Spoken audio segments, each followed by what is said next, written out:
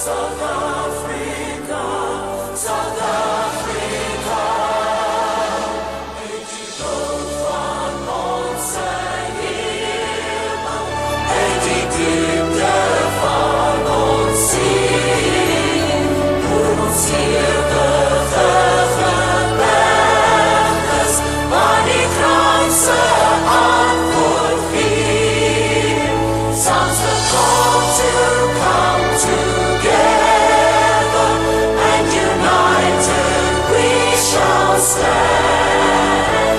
Let us live and strive for freedom in South Africa.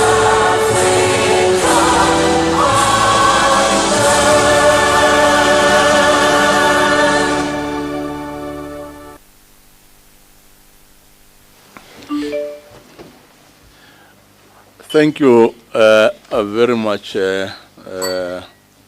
ladies and gentlemen, and good morning to you. This is the third day of our inquiry into racial and discriminatory advertisement. We are today going to have three witnesses or three companies that are going to make submissions to us. And the protocol that we're going to follow is that number one, we'll have the witnesses from the South African Broadcasting Corporation sworn in, and after that, then we'll give the representative from the SABC to make their submissions, and after that, we'll have the evidence leaders to ask the witnesses on questions of clarification to clarify issues that they shall have put before us. And then after that, the panelists will also ask the witnesses question of clarification on issues which they want clarified. So let me first introduce the panelists. We have Professor Madlingozi from Wits University, and myself, I am Vukankatla Malachi from the Human Rights Commission.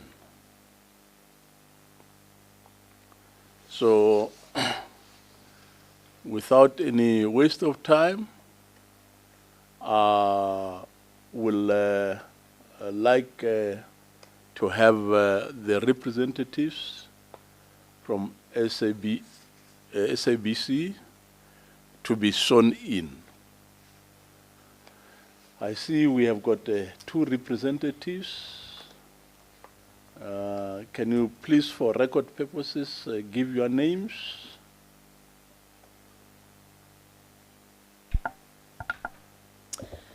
Good morning, Chair. Good morning, everyone. My name is Gukunduli. I'm the Group Executive for Corporate Affairs and Marketing at the SABC.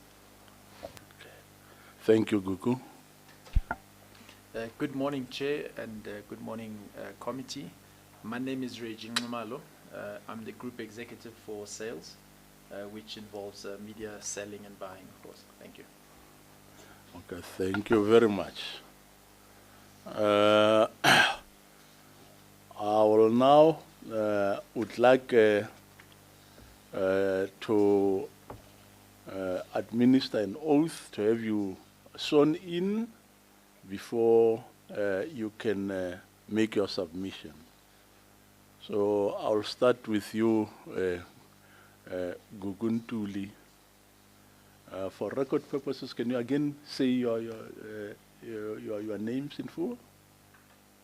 My name is Gukuntuli, and I'm the Group Executive for Corporate Affairs and Marketing at the SABC. Okay. So, Guguntuli, do you have any objection to taking a son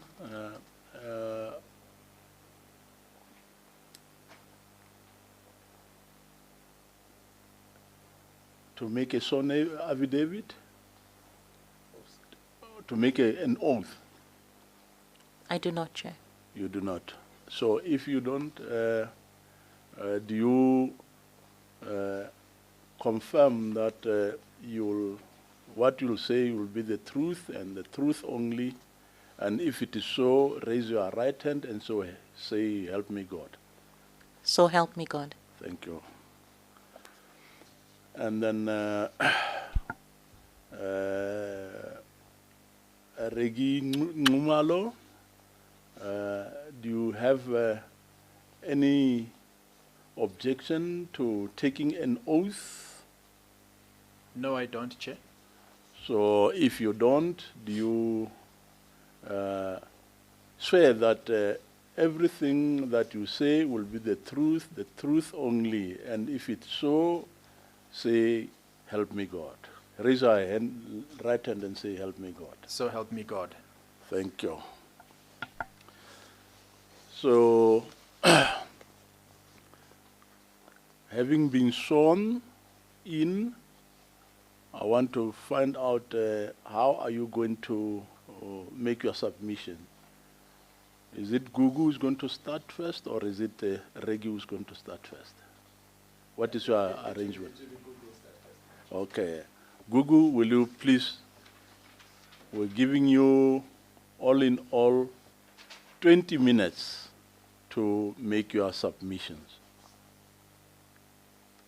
So will you please tell us what you're having for us as the commission? Yes, thank you, Chair. Good morning, everyone, again. We are here to represent the SABC this morning and share the SABC's efforts in ensuring more equity in the industry. I think that through our deliberations and discussions today, we also want to paint a picture of what the organization is doing, specifically to look at bringing in more black-owned businesses into the space. We obviously have a buying component as well as a selling component, and I'm going to speak to the agencies that we are bringing into the SABC to assist us with our own marketing efforts. And my colleague Reggie here will speak at large to the selling component, because of course that is the big business from a sales perspective, and how we actually operate in that space and what the proportion of representativity looks like. We're also going to be touching on the processes that we undergo as the SABC to vet content, advertising content that comes through to us, so that we safeguard against racial slurs, some sexual and other content that is unsavory, so to speak. So we will be touching on that as we go along. But maybe just to kickstart today's discussion, obviously as the SABC, we are the largest public broadcaster, not only in the country, but on the continent. And we occupy almost 73% of the radio space, the radio platforms. and we have close to 30 million viewers on television at any given time per week. Our programs, 65% of our programs are in the top 20 most watched television programs, and we are also venturing into the digital space, growing our digital platforms so that we have our content as accessible as possible. So with that kind of gravitas as a public broadcaster, you would expect that we are a critical role player in the space, and as I've highlighted, both from a selling and a buying perspective.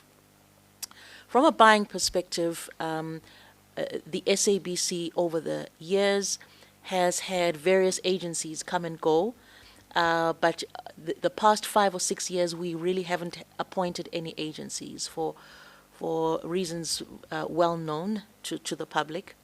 And recently we have embarked on a project where we actually have brought agencies back to the public broadcaster to assist us with creative work, to assist us with digital executions, and to assist us with media buy. We were quite deliberate as the SABC in terms of the types of agencies that we bring on board. Apart from the fact that we wanted excellence, we really wanted to focus on black, 100% black-owned entities, and favoring also females. And to that extent, we can announce that 100% of all of those agencies that we've brought on board are actually black-owned agencies. And that also reflects how we are faring just from a procurement perspective as an organization. We've made great strides in procurement as a whole to focus on bringing in more black-owned role players, suppliers, to service our business. And just in terms of our BEE spend, we achieved 131.8% just last quarter of our target, and of that, 51% of that was black-owned, wholly black-owned businesses. So we're very proud of that achievement, and of that amount, 25.3% were women. So you can see just from those figures alone that the landscape within which we operate is favoring black-owned businesses. It's favoring equity. It's favoring gender equity as well. I see you smiling, Chair. Am I still on track? Good.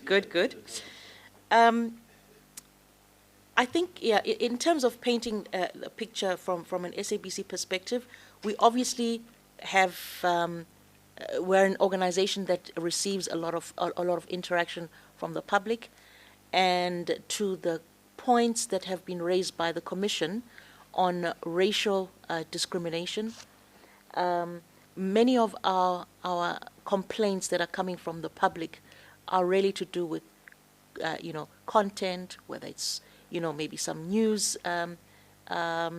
incidences or content, or maybe incidences maybe on Uzalo that are not maybe not too favorable, maybe some sexual content in nature. So we monitor and we manage complaints very actively. Complaints that have come in specific to advertising and the content of adverts have related to maybe the public perceiving certain one or two adverts as being misleading. An example is the Bitcoin adverts that were run on radio platforms, in particular Motsweding and Tobela FM, where we had some complaints. But Reggie will talk to the processes that we have in place as the SABC to vet the content of our adverts.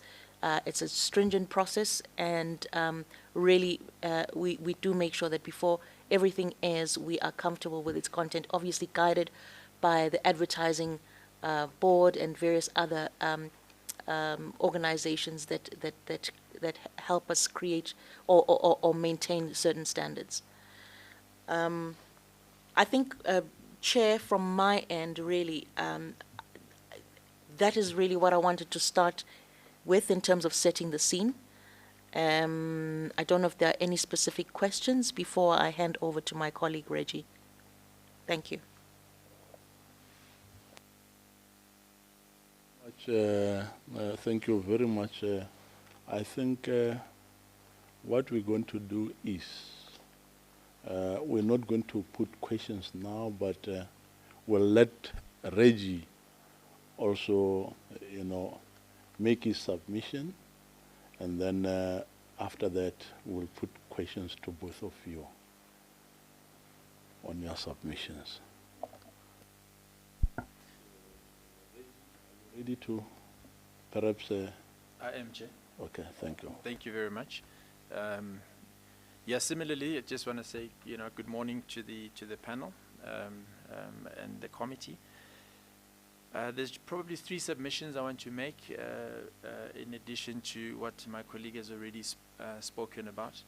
I just want to maybe reflect on the industry first, and then look at the mechanics of the industry, just in terms of the buying patterns of how people, how by the time you see the ad on TV or radio, what was that process, and looking at that entire value chain. I think that would be helpful. And then within that, I can obviously double click and get into some of the specifics from a vetting perspective. I think it's worth noting, perhaps just as an overview, that the media industry is quite broad, which you've got TV, radio, out of home, print, and so on, and cinema, and then of course digital. So all of these mediums are vehicles that take communication into the marketplace. Our scope as SABC obviously is constrained to the TV, effectively digital and radio, and the 3 in particular contribute about 80% in terms of revenue to the total industry revenue. So out of home, print, and cinema all share the 20%, as it were. So plays a pivotal role, I suppose, in society as a preferred mode of communication.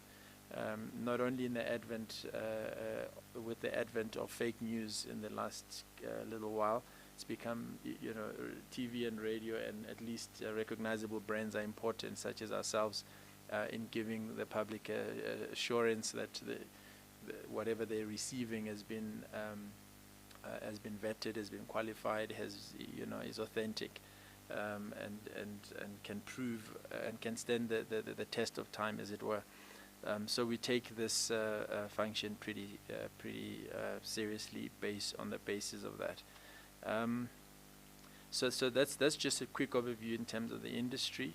And within the radio portfolio, please, I think you also need to. It's known, but I think sometimes people underestimate the mammoth task. So we've got 18 South African radio stations broadcasting in all languages in South Africa, and this is important because obviously, as you broadcast in Sizulu or broadcast in Setswana, each station requires its own protocols to deal with vetting of the content that's coming on board, all the way from news, current affairs, right down to the ads, which is where we're at.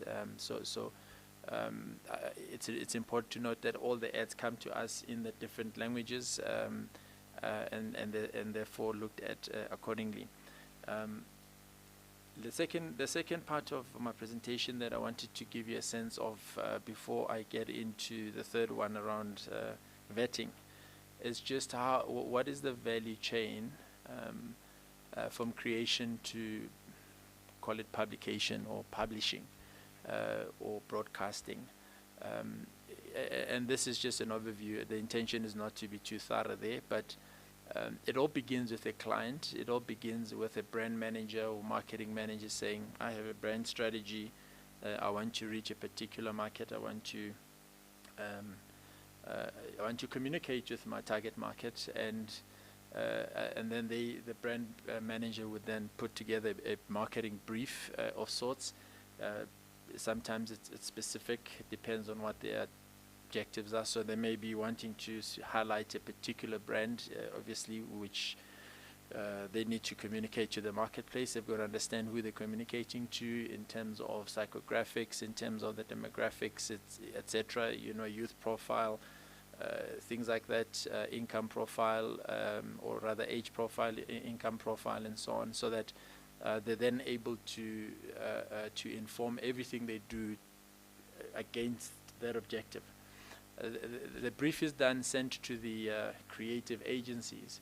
The creative agencies, and I won't go into the modalities of how they operate, but that's the next step, because then the creative agency has to take that brief that they got from the brand manager, and they've got to basically bake the cake so that they can deliver what was ordered by the customer. Once the creative agencies have created the ad, obviously customer then says thumbs up, the ad looks good, it answers to the brief, we believe it will communicate to my target markets in the country, and thumbs up. Now, how do we leverage the ad? How do we take the ad and reach as many consumers as we can, and then enters the next stage, which is the media buying. So there's media buying agencies now that step in.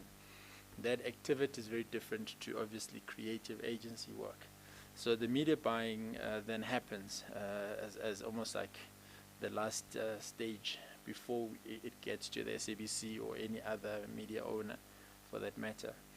So the media agencies then evaluate or come up with a media plan based on the target markets, and in their media evaluation they would then come up with a schedule based on target markets, and then say, right, CBC, you carry 80% of the media spend for this campaign because you carry the audiences that we after.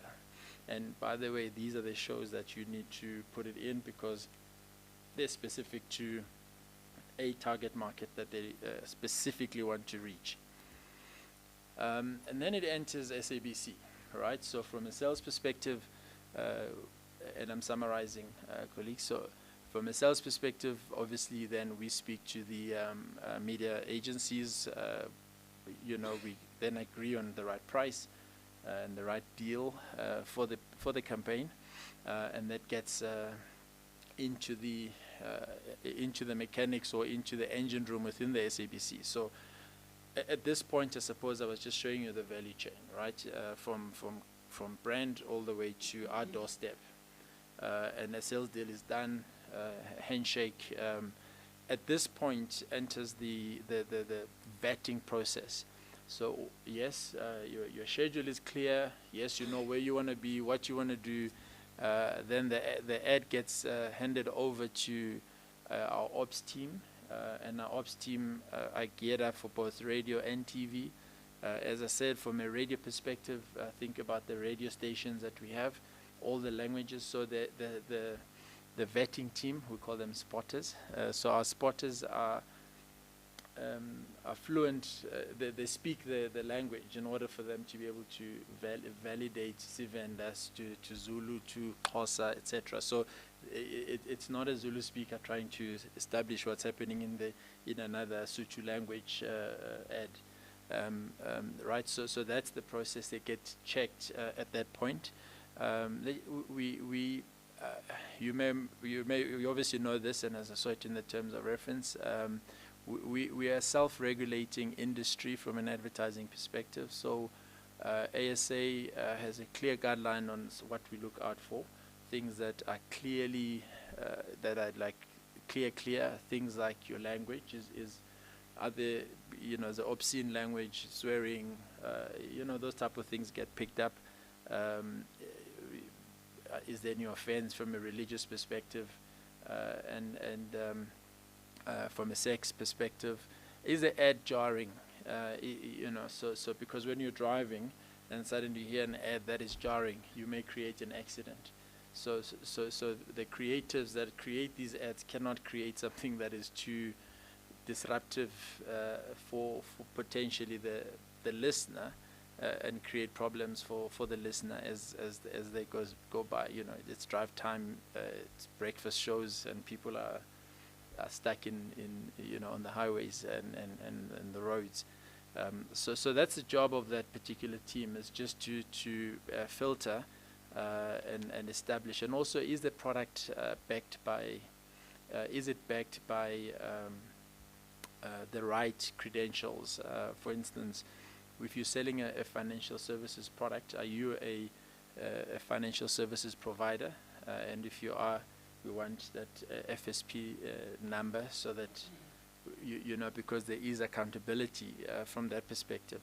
And yeah, and once that particular ad has been evaluated, it then gets a thumbs up from that team, and then it moves along in terms of the machinery, and finds itself obviously being broadcasted. The other key point which Gugu also mentioned is the fact that there are things sometimes that go through fall through the cracks because there were certain nuances that were missed, and then you get complaints, and that's how you then deal with it. So by no means am I suggesting that the system is 100% foolproof, but the idea is to state that that's exactly what we aspire for. But where there are nuances and unpredicted, certain things that you can't always predict. I mean, if you listen, it's difficult to talk about this without giving you some of the brand examples, but I would not give you the brand examples. I'm not promoting them here today. They didn't pay me to promote them today. But some brands, you know that they're on the edge, and they have humor, they have, and it's very difficult to tell whether this ad is going to create a strike or create social upheaval or not, because they made fun of a president or made fun of a situation, but that's consistent with their brand proposition. So that's why I'm saying that to the extent that we can, we definitely do, as provided by the ASA from a guideline perspective, we filter from that perspective. So, Chair, I'd like to leave it at that for now, and I'll take further questions. Thank you. Thank you very much, Reggie.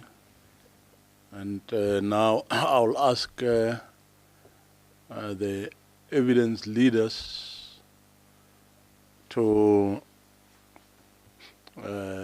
ask any question that they feel will clarify, will better clarify the submissions that have been made this morning by the representatives from SABC. Thank you, Chair. Thank you so much, colleagues from the SABC. My name, I'm Mr. Ransu Moraka, and I'm here with my colleague. Mr. Jackson Mzila, for the record. Thank you. And we're going to be evidence leading your questions this morning. And thank you so much for the presentation. We might have to investigate if we are being spied on, because you hit all the marks in terms of things that we also wanted to know. So thank you for that. It definitely, I think Ms. Ntuli used the word setting the scene. It definitely did set the scene for us, but I think there is room for some follow-ups. I think one thing that, and part of why we stream proceedings of this nature is also for public education, that people at home, I think you mentioned that you are also venturing into the digital. The commission is already there. We are on YouTube. These proceedings are being streamed there. So it's also for educational purposes, for people to see institutions elaborating and unfurling what their functions is for the public benefit and for the benefit of our investigation, of our inquiry. So I think that we didn't really touch a lot on what the mandate of the public broadcaster is. I think there was a lot of emphasis on what you are already doing, so we jumped straight to the heart of the matter. So perhaps we can maybe start there. What is the mandate of the SABC? And perhaps as a linked question to that, what is the function of the public? What is its public function? Because the public broadcaster. Thank you very much. Yes, I think perhaps we did jump to No, that's fine. to the pit, so to speak. The organization we represent is the SABC. It's the public broadcaster. It's the only public broadcaster in South Africa, and its mandate is really to inform, to educate, and to entertain the public. Now, to unpack those specific roles, informing really talks to everything from an educational perspective, from a breaking news perspective, from content that provides insight on how the public can just safeguard themselves, whether it's a health perspective, whether it's a social ills, lifestyle, etc. And of course we've got a dedicated educational education channel that speaks directly to the education. So we do curriculum-based education from grade R all the way to matric, but we also do education that is life skills oriented, that is beyond the curriculum, the school curriculum. And then of course we are known for our entertainment as well. We have a mandate to entertain the public, and remember, because we are a public broadcaster, often some of us who are based in the metros, the big metros and urbanized areas, have a host of options, for entertainment and education.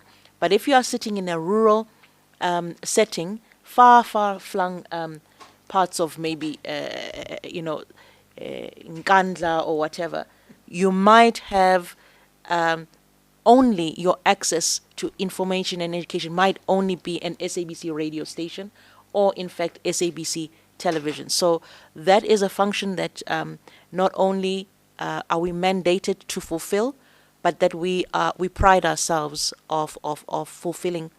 And you spoke of the digitization of the organization, of your organization. We certainly are digitized, but of course we are taking it to a step further.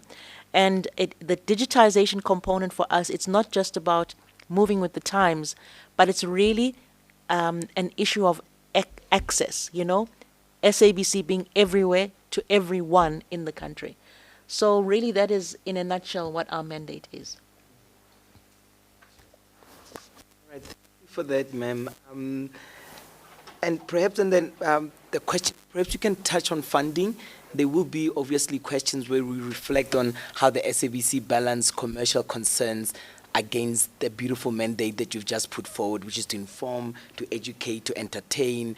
Your concern about other issues of equity and fairness inevitably happen within a commercial space. So that question will address much more later, will become relevant. But for now, maybe you can just give.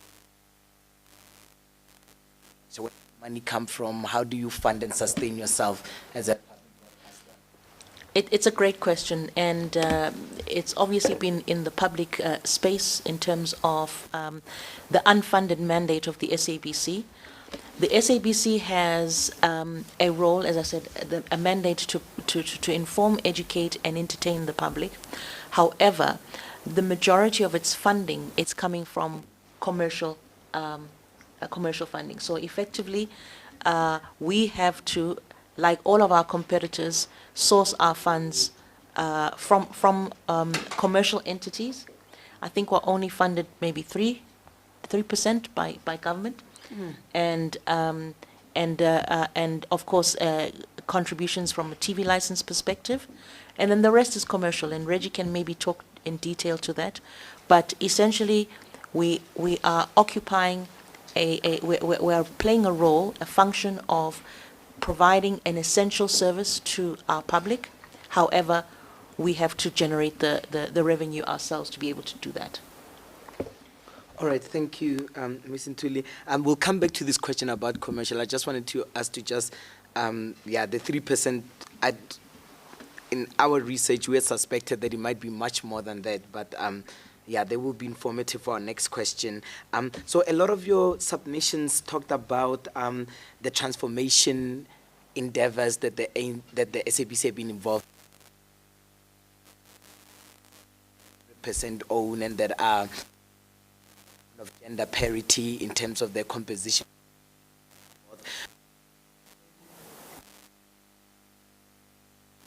So that was motivating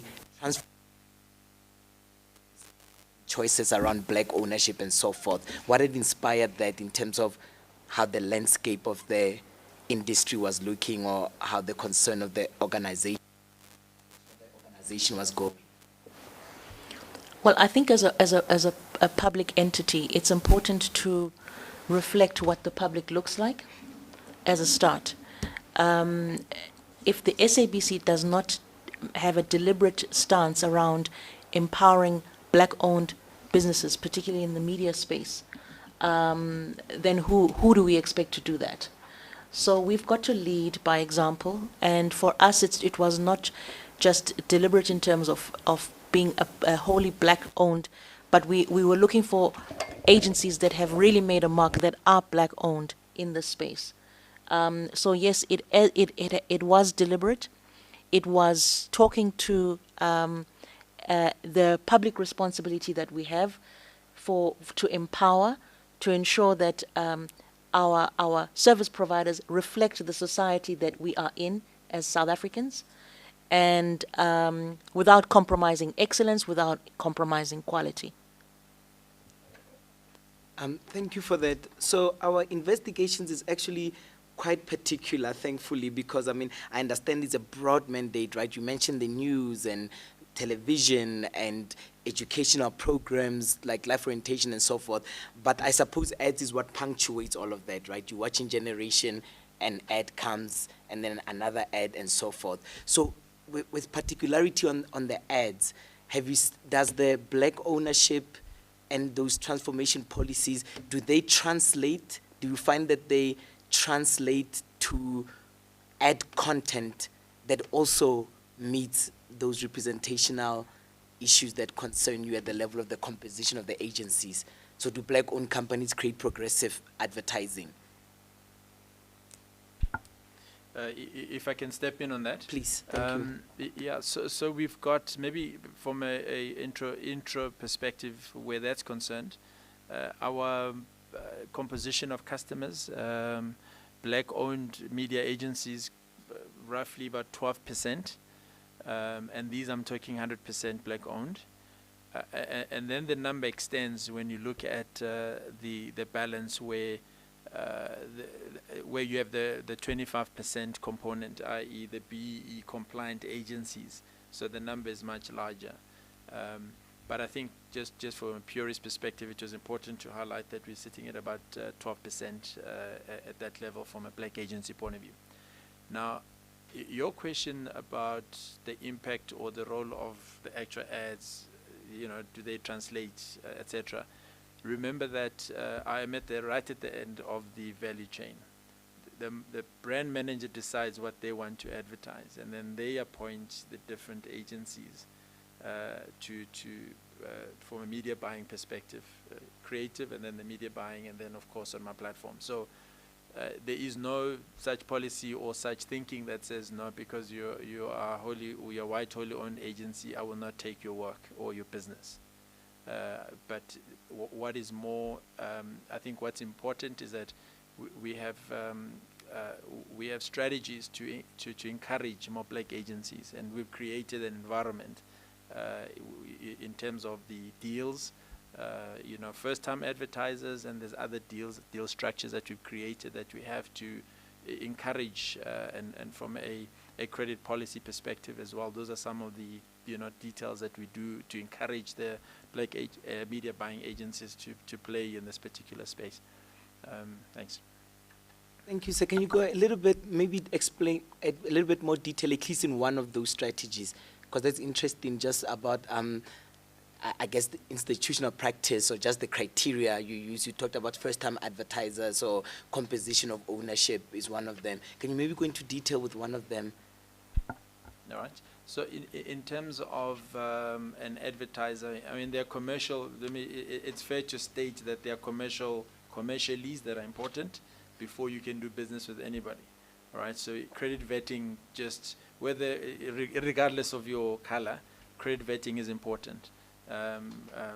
In this country, it's important to know your status. Are you well behaved as a business? And if you're a first-time business owner, as it were, we've created various models to encourage you. So without giving my IP away in this public forum, if you are a public, or rather if you're a first-time advertiser, there are certain incentives, discount incentives, value-added incentives, Sure. and I won't give you percentages. Yeah, sure. Yeah, but there are those elements and instruments that are available to encourage you to stay to stay with us or to start with us.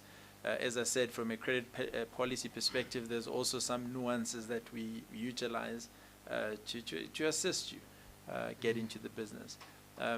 There's another second component where you find agencies, black media agencies, decide to partner with a bigger white-owned agencies. Out of their own decisions, out of their own volition, they decide this is a route to go, which, then that's their choice. For more than just media buying, I suppose it's also about the entire landscape. It's not just access to SABC, it's access to other areas and economies of scale, considerations that they've got to think about as they package or as they purchase media in the country. And you mentioned also perhaps that you only funded by government 3%. What impact would it make if you were substantially funded by the public coffers to perform a public broadcasting function? Would it make a difference, or do you think you are doing okay with that funding? Because you mentioned the 73% radio, space, the 30 million TV viewers, top 20, 65% of shows being in the top 20 popular shows. So it seems like really big strides and, and an impactful, significant player in the game, notwithstanding the 3%. Would it make a difference if you were, or what difference would it make if you were more substantially publicly funded? Yeah, look, I think that again, it's public knowledge that we've had a lot of support from government in terms of changing policy to ensure that we at least have specifically the PBS PBS component of our business, which is sort of the non-commercial component of our business, better funded so that we can actually execute and actually be a better competitor in the space. Because currently, if you are utilizing majority of your revenue generated to fulfill a mandate, and ICASA sets targets for us for each of the various areas, how much drama, how much children's program you've got to broadcast, how much of the religious programs you've got to broadcast. So with all those mandatory targets that we've got to meet, you then have a very small window that is left over for you to commercialize. So if at least those are then funded, then you're not actually losing money. In fact, you are in the environment is better set for you to be able to be financially viable. So there is currently an SABC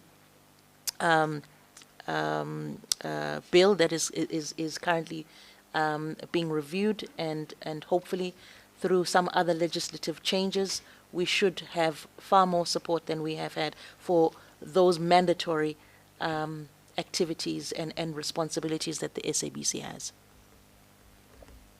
Thank you for that. We will get to the heart of the matter, which is really about advertising the content. You already fleshed issues like appeals and complaints and vetting processes, but we still 2 or 3 questions just to continue to probe and tease out the landscape and trying to understand you. So there was a submission that you had made to ICASA, I don't know if you're aware of that, regarding limitations on the amount and scope that subscription private companies can make from advertising, infomercials, and so forth. Where did that slot in? If you guys were doing so well commercially and so forth, then what did you aim to achieve with trying to get ICASA to regulate how much revenues private subscription platforms can generate? I guess it's Netflix, DSTV, so forth. Yeah, indeed, great question, Ranzu. So the issue, the complaint there is a double dipping complaint. Okay. It's fundamentally based on double dipping, in that when you're a subscription provider or subscription based broadcaster, you generate your revenue out of subscription, and for lack of a better word, you really don't need advertising. And obviously these organizations, statements and the public domain, you can actually even see that over 80%, if not 90% of their funding is subscription. So just hold that thought.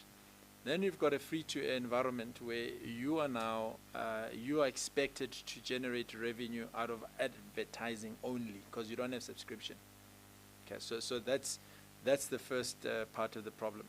The second component of the problem is that because as a subscription broadcaster, you don't have the need for advertising, your pricing I mean, there's no incentive for you to be a premium pricing, to pursue a premium pricing strategy.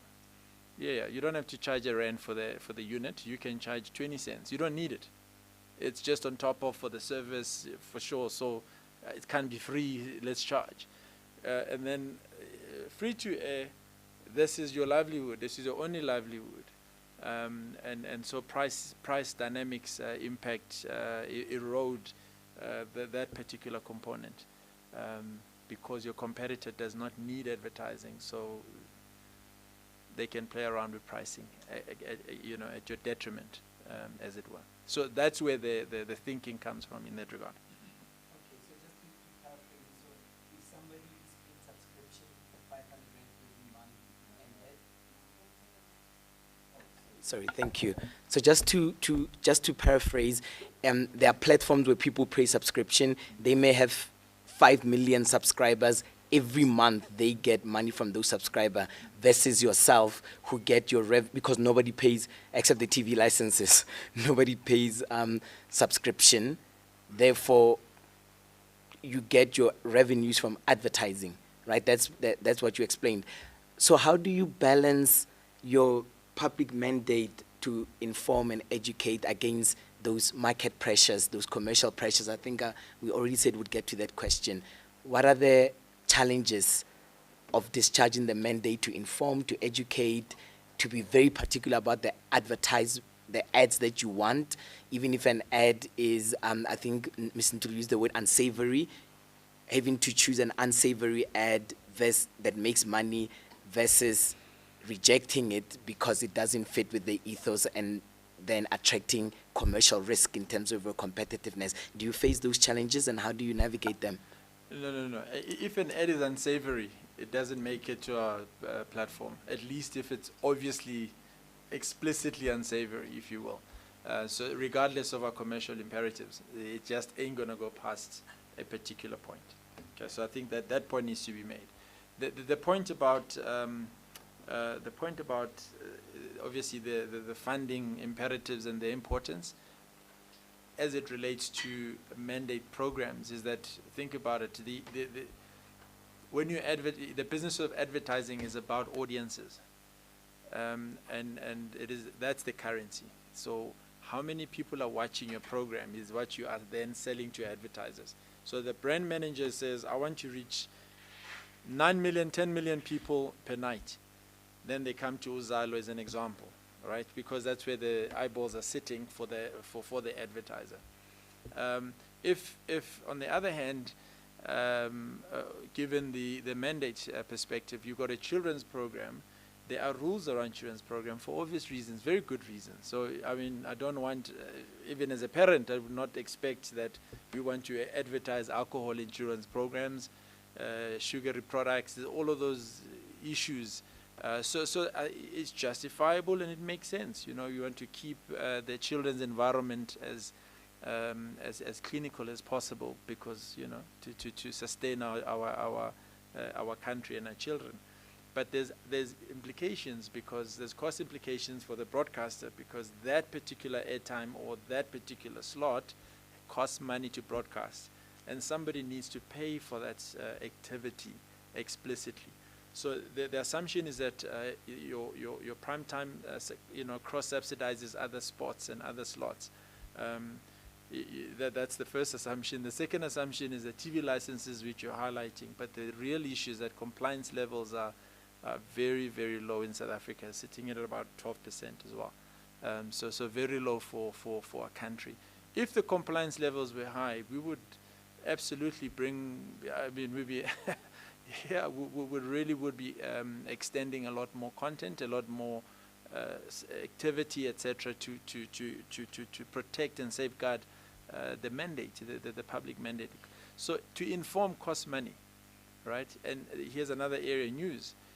We cannot oversell news, otherwise it would be a nuisance for the viewers, and it would create other challenges from a marketplace perspective.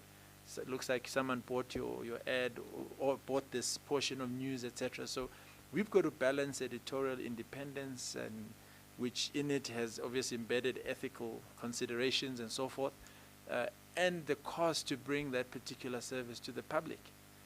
And therein lies the conundrum for us, because you actually need funding so that you're not compromised. You don't have any party or any, whether commercial or political, seen to be funding a particular area, then it looks dodgy and it compromises independence and impartiality. And that's what you've got to straddle. Thanks.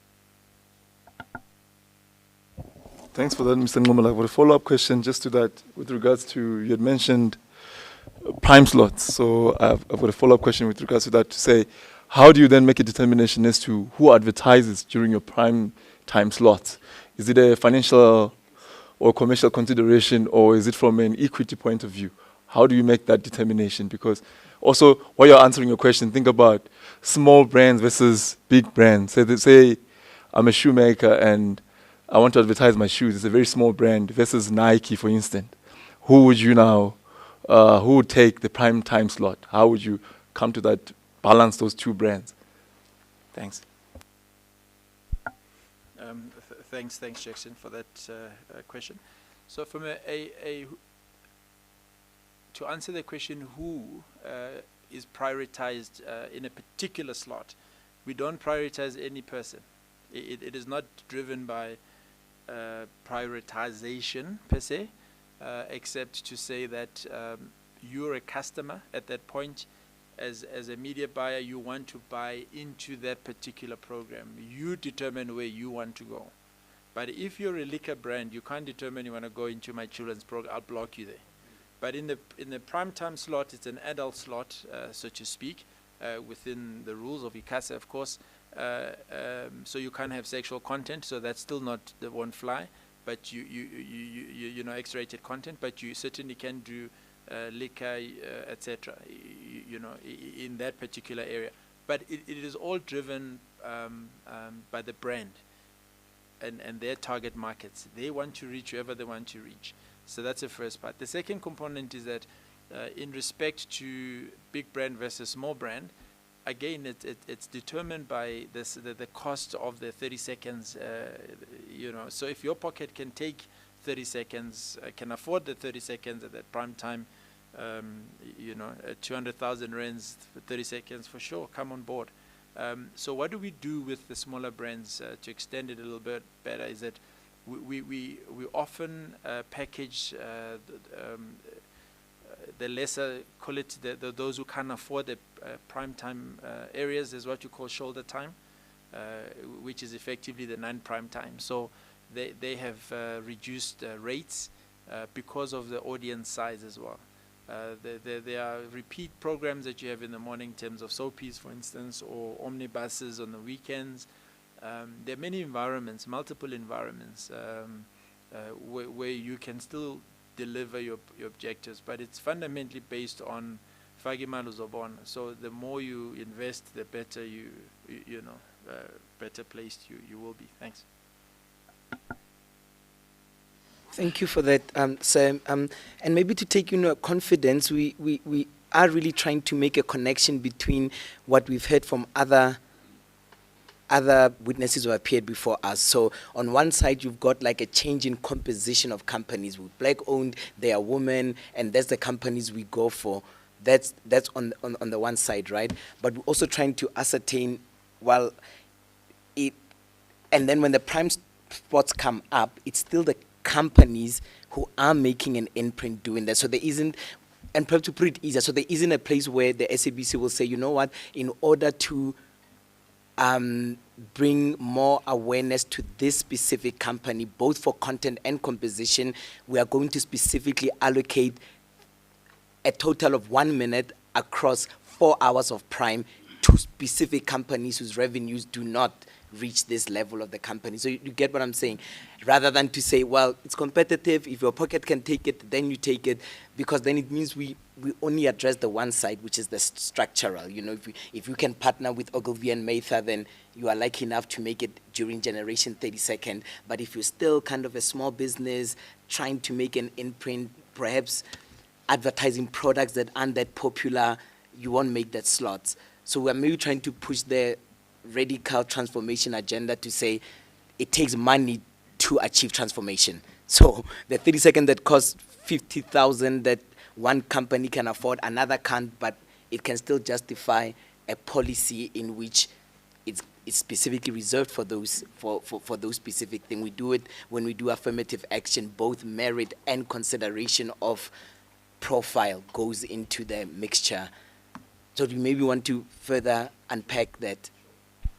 It's a balance that you got to strike, and all things being equal, if our funding models were at certain levels, it then would allow us to be able to consider a prime time subsidized rate for a entry-level type player because of affordability issues. The reality we are faced with is that we still have costs to carry, and you still have to, as I said, broadcasting costs money. So you still have to pay, and this particular prime time is not only cross-subsidizing its own slots, it's also subsidizing other slots that are already part of the mandate. Children's program, religious programs, and so on, educational programs, which are not meant to generate revenue. It's near impossible too, because the focus is, let's get our kids through school. Here's additional support. So when you look at 100% and you only have 20% to generate revenue to cross-subsidize the other 80%, and then you further want to slice into the 20% and create further, support for entry-level players, as it were, from a policy perspective, it has huge implications financially. So if somebody picks up, when I say somebody, the public picks up the cost to do that, we gladly do it. So it's not an arrogant, no, it's about money only, you know, we don't care about everything else. No, we do. We're just saying we're already burdened based on the mandate, not in a bad way. I'm just saying it's a part of our responsibility, to carry everything else. So if you want to add to the bag, we do need support. Otherwise, we really will go bust. Thank you. Yeah. You also want to come in, but before that, just in under 5 seconds, you remember the question about public funding was kind of linked to this. How does public funding then inform and alleviate those burdens to drive a transformation agenda? You can come in, ma'am. And that's precisely what I wanted to add, to say, remember I touched on the fact that as the SABC, we're not really out of the woods as yet. As you know, we had some capital injection a while ago to turn the organization around and to ensure that we are self-sufficient, basically, and self-sustaining financially. So I think that there is, as part of the mandate, all of those elements form part of what we are expected as a national broadcaster, public broadcasters to do. But as Reggie has highlighted, at this juncture, we need to stabilize the financial position of the organization before we can venture into that. Yeah. Come in again, sir, please. Thank you. Just as a follow-up as well, just to add, there's that I did mention that there's what we call shoulder time. So shoulder time still has eyeballs, and it's still valuable airtime, and to in other words, still provides opportunities for inexpensive or less expensive slots, but they're still valuable. So it's not that either you're in prime time or you're not in business. In fact, even the bigger brands have a diversified, if you will, a schedule, because it doesn't mean that you hit everybody between 6 and 10. That's the only time. There are other spots, as I highlighted earlier, replays in the morning. If you're after housewives and you want to position certain things, you come back at 8 in the morning, 9 o'clock, and watch those dramas, the repeats of the soapies. You'll address them. And again, if you certain products that are looking after a particular individual who's into wildlife, they know which program to go for in order to reach them. So just maybe to be fair is that there are other slots that can take care of everybody. So it's not that either prime time or nothing. There are other places. Thank you. Thank you. I think, unless and I think my colleague might follow up with some questions when he asks questions, but I think we have we have a better understanding of kind of like that public mandate, what it means to be a public broadcaster, and where ads and the dynamics attached to that of commercial and educational come in.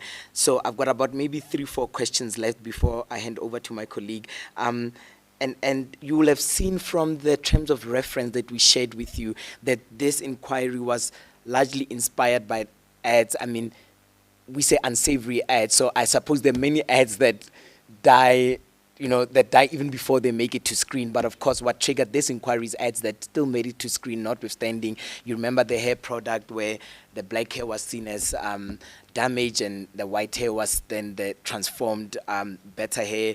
There was the issue with the food company that made light of colonialism.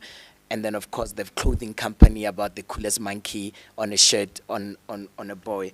And you mentioned this issue of you are a self-regulating, I think somebody used the expression, a self-regulating industry. Can you just, before I get to these 2 questions, just tell us what you mean by self-regulating, at least insofar as it relates to advertising on ads that you run on the platform? I'll give it a go, but look, from a self-regulating perspective, what we mean is that ICASA does not regulate this component of the industry. This is left to all the stakeholders within advertising to monitor themselves and come up with criteria. So the likes of ASA, that's the body that is utilized to do exactly that, to dispense regulation and monitoring from an ad perspective.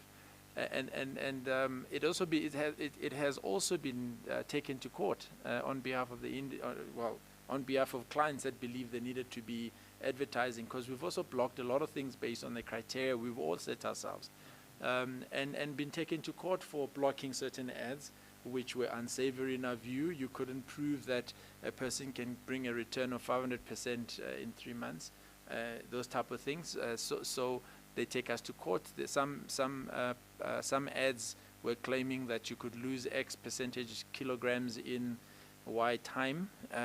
You see, so they were blocked, and those entities, would then take ASA to court to establish, to test firstly their authenticity, not authenticity, but their legitimacy as a governing body, whether they had any legitimacy. So the courts in more recent times, I'm not a lawyer, but I can't give you the case studies, but there's a recent case in the last 6 months where ASA actually won that matter of legitimacy as an industry body to regulate and play referee, as it were. And then in conclusion, ASA has a set of criteria that we all subscribe to as we vet ads to kind of look at stuff. We use a number of criteria to vet the ads. As I say, some of the stuff is filtered, the 5th filter, and that one is very subjective, and you might miss. But there are glaring layers that you can. Okay, language is wrong here. Out. This is discrimination here jumps out. This is non-provable. Out. Yeah, so I think that's the structure that you have in the industry. That's what I meant by self-regulation. It is through ASA, yeah. Okay, no. That's helpful. So I suppose there is a distinction between misinformation, disinformation, inaccurate claims by a dieting company, right?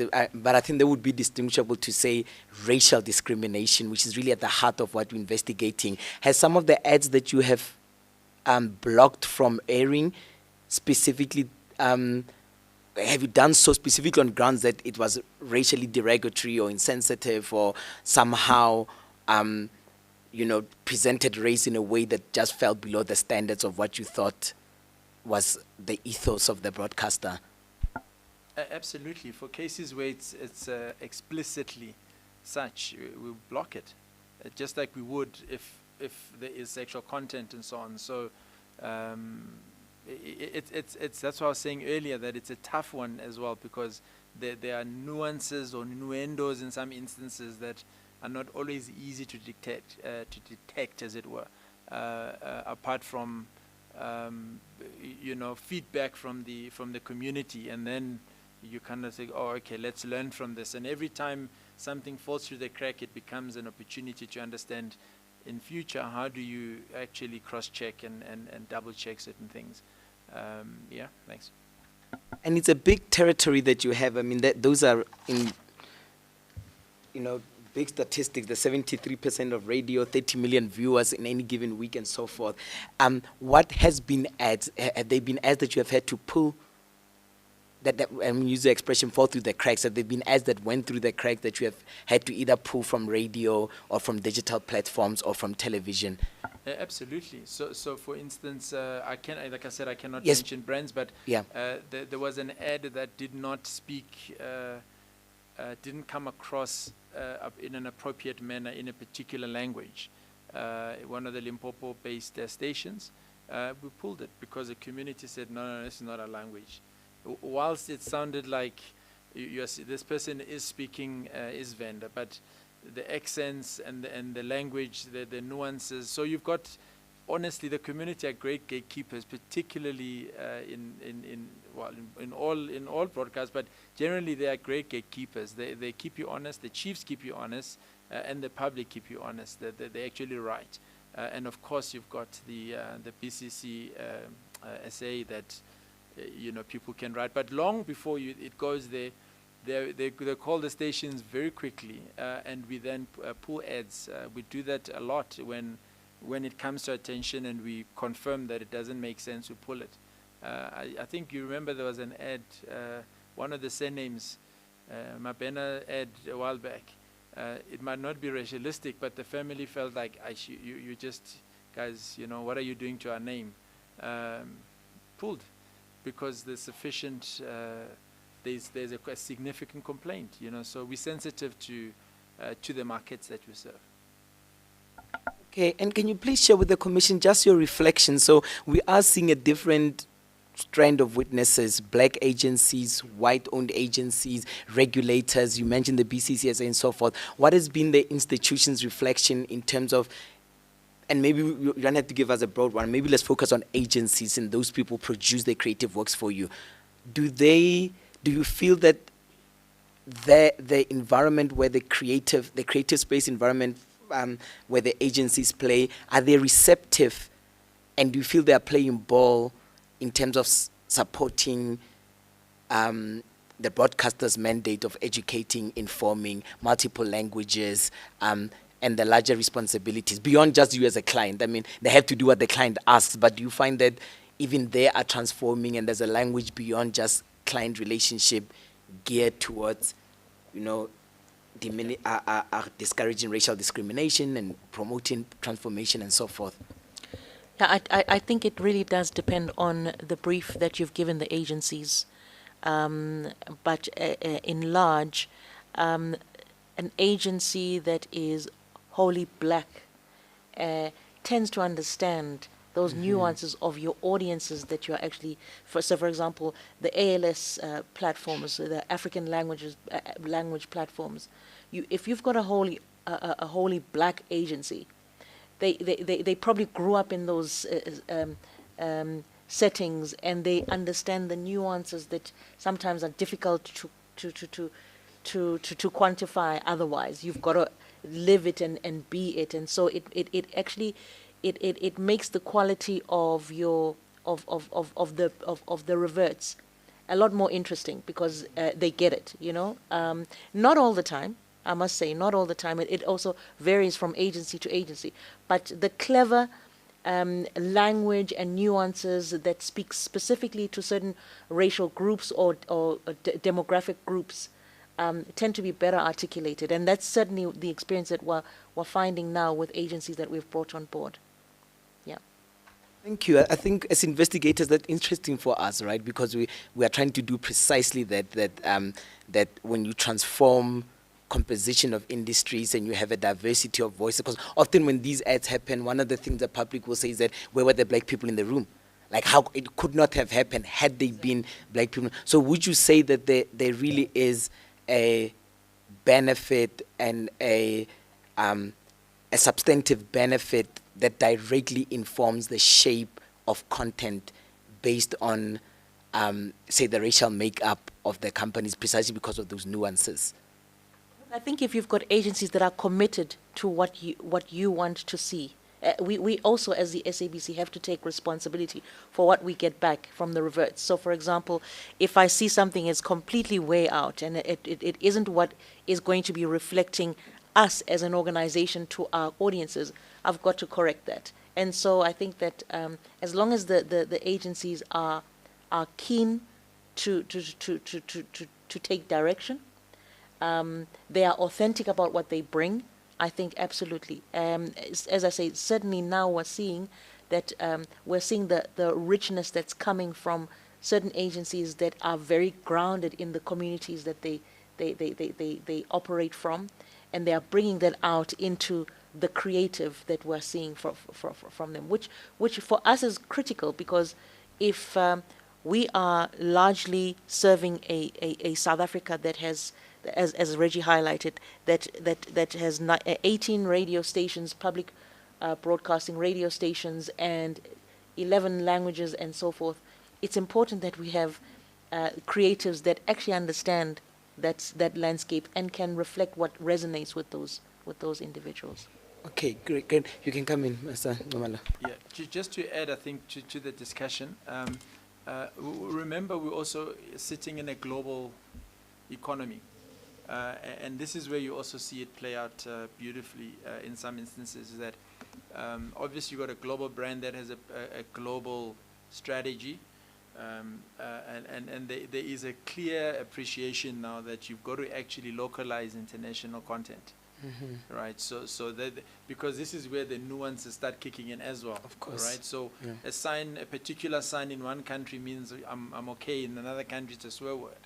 And that's why the localization becomes important. Mm-hmm. So just thought that I'd add that in there, that we are seeing, there's a lot more of that in the industry that we are seeing. Thanks. Certainly. Thank you so much. Just give me 5 seconds. And after I'll ask the questions on those rights, and then I'm done. I'm done. Oh, yeah, I'm going to come in. No, I'm going to just finish them. We have the thing. All right. So we are obviously the Human Rights Commission. Our mandate is fostering a culture of human rights. We also intervene where there has been specific human rights issues. So beyond understanding your organization, the role that you play, perhaps we can maybe touch on these 3 rights and see in what ways you grapple with them. Obviously, the first one, Mr. Ngumalo, you spoke about the fact that you have been dragged to court by companies who felt that there wasn't, that the refusal perhaps to air or engage them based on their content was somehow ill-founded or not fair at some other level. How do you, maybe you can just, even if it's just from your own personal experience, how do you grapple with the issue of the freedom of expression, which is an important right, that creatives also have to enjoy the right to push boundaries, to challenge ideas in society, to shock and surprise without, of course, offending, diminishing, or harming. So how has, thinking about the right to freedom of expression informed, shaped, some of the decisions around advertising and content and engaging agencies? It's an extremely technical question. Yeah, and I accept that, but we can never bite at it. Right, Yeah. right. Just to correct the earlier statement, it was not SABC that was taken to court. It was ASA that was taken to court because members refused certain ads. Just for correction. Look, freedom of expression is obviously one of the prescripts within our constitution, but in very short, my view on it is that as you have liberties, you have responsibilities too, and obligations that go with it. And in a society where there's equality, fairness, and so on, you've got to make sure that whilst you communicate, you're doing it in a responsible manner without stepping on anybody else's toes or violating another person. So that would be my summation of it. Thank you. Thank you for that. Okay, last two questions. So the other one that I think is a right that is implicated in our investigation is, particularly because you're a public broadcaster, is the public discourse and educating the public, not just about what the broadcaster does, but about the right to participate in the creative discourse and content of the advertisements on screen. So is there anything that you do? I know the BCSA is often advertised, you can go to the BCSA if you're not happy with us, but is there anything else up and beyond that to engage and invite the public to be part of conversations around content and so forth? You mentioned the Limpopo situation where people can complain, so the public clearly is acting, but what do we do to sustain that invitation? So yes, the public do have access to the SABC. Over and above that, we've got a dedicated contact center where the public call in on a daily basis, and sometimes it's not even about complaints, it's complimentary, Sometimes they want us to know about what we're doing well and they want more of. So that function has been very useful in informing the various divisions of the SABC as to what works, what doesn't work. And I think the public feel that they at least have a voice. They've got a place that they can call and be heard if they need to. All right, thank you for that. And then the last one, the last question is perhaps also connected to that one, to the previous one you just answered, also about access, but this time to think about, especially if you speak about the digital platforms, in a country where there is really huge socioeconomic disparities, right? So on one side, how do we think about how people will be able to enjoy their work, entertain, inform, and educate, that they will be beneficiaries of that across platform, notwithstanding socioeconomic issues, but perhaps as a footnote to that, to say when one does want to complain, people might not have resources for that, right? So are we talking about toll-free numbers? Is there community outreach programs where people can go and fill out a form they are displeased with? You know what I mean? So access at that level is one thing to say you can call, but it's another to say, do you have airtime? Do you have data? Can you go on the internet and fill out the complaint form? So what do we do to ensure that there's a real realization of the right to complain because you got access, and then also that access is across multiple platforms, and that across multiple platforms we take that into consideration? A bit loaded, but I think we get each other from eye contact. Sure. I mean, from a geographic perspective, we've got offices across each region, first of all. So often in the regions, people will walk into the offices, they will engage at the regional level or on their specific challenges. Also, I think that yes, we've got issues with data and access, etc. But a lot of our people are very active on Facebook. Extremely active on Facebook, and we really get quite a lot of feedback and complaints dealt with on our various Facebook platforms as the national broadcaster. Yes, of course, and Twitter, and they're quite active there. But essentially, what we're trying to do, and of course, you are also aware of our our plans to have our own platforms, digital platforms that are going to be accessible, and perhaps certain aspects even zero rated. I mean, we will get to that when we eventually launch our platforms. But I think that the essence is that geographically we are present. We've got these contact centers available. We've also got digital platforms that have dedicated individuals that mend and respond to these platforms, so that we are, as much as possible, engaging with our public, responding to them, and resolving their issues.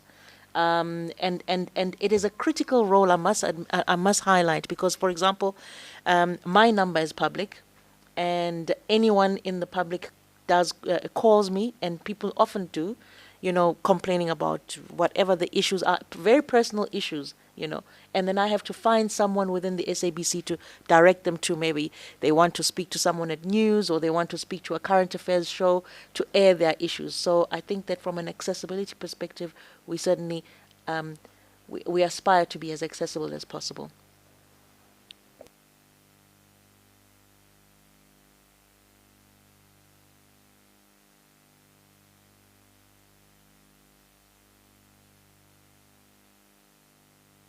Okay, thank you.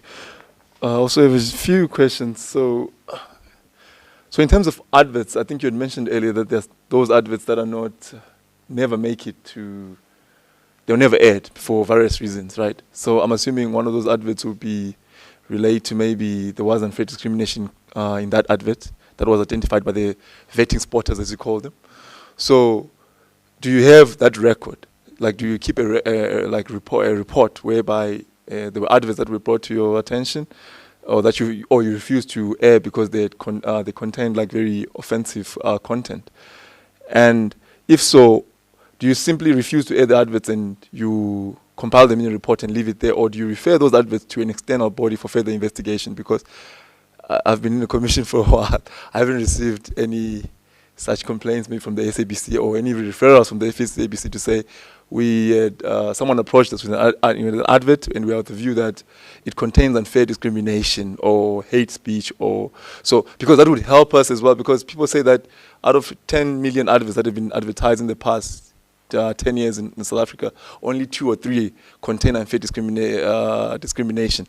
Maybe the problem is that maybe there are those adverts that never made it to TV or radio, but they've been placed in someone's store. They were never referred to. There may be a lot of adverts out there that are problematic, but they just never made it to the public platforms.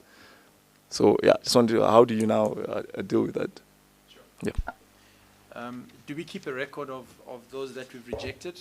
Yes. I'm sure if we can scratch, we can find it, but it would be there. Our current, the ones that I'm aware of, at least, that get escalated, are not necessarily racism from that category. It's normally language, nuances, or proving that I can lose 10 kilos in 2 days. So it's those type of that I've seen or come to my attention. And I'd have to go back to establish whether we've got actually a record of racist ones in particular. Yeah, but what we then do is, for instance, with those advertisers that are presenting something that needs to be validated further, we send it back to them and say, we are rejecting your ad on the basis of A and B. Tweak this, tweak that. Sometimes the ads, from a radio perspective, it's broken Sesotho or broken Zulu, whatever. It's this is modern Zulu. They needs to be a bit more. There's an English word here, and there are Zulu words that are available to express this. So can you do something, and Setswana, etc.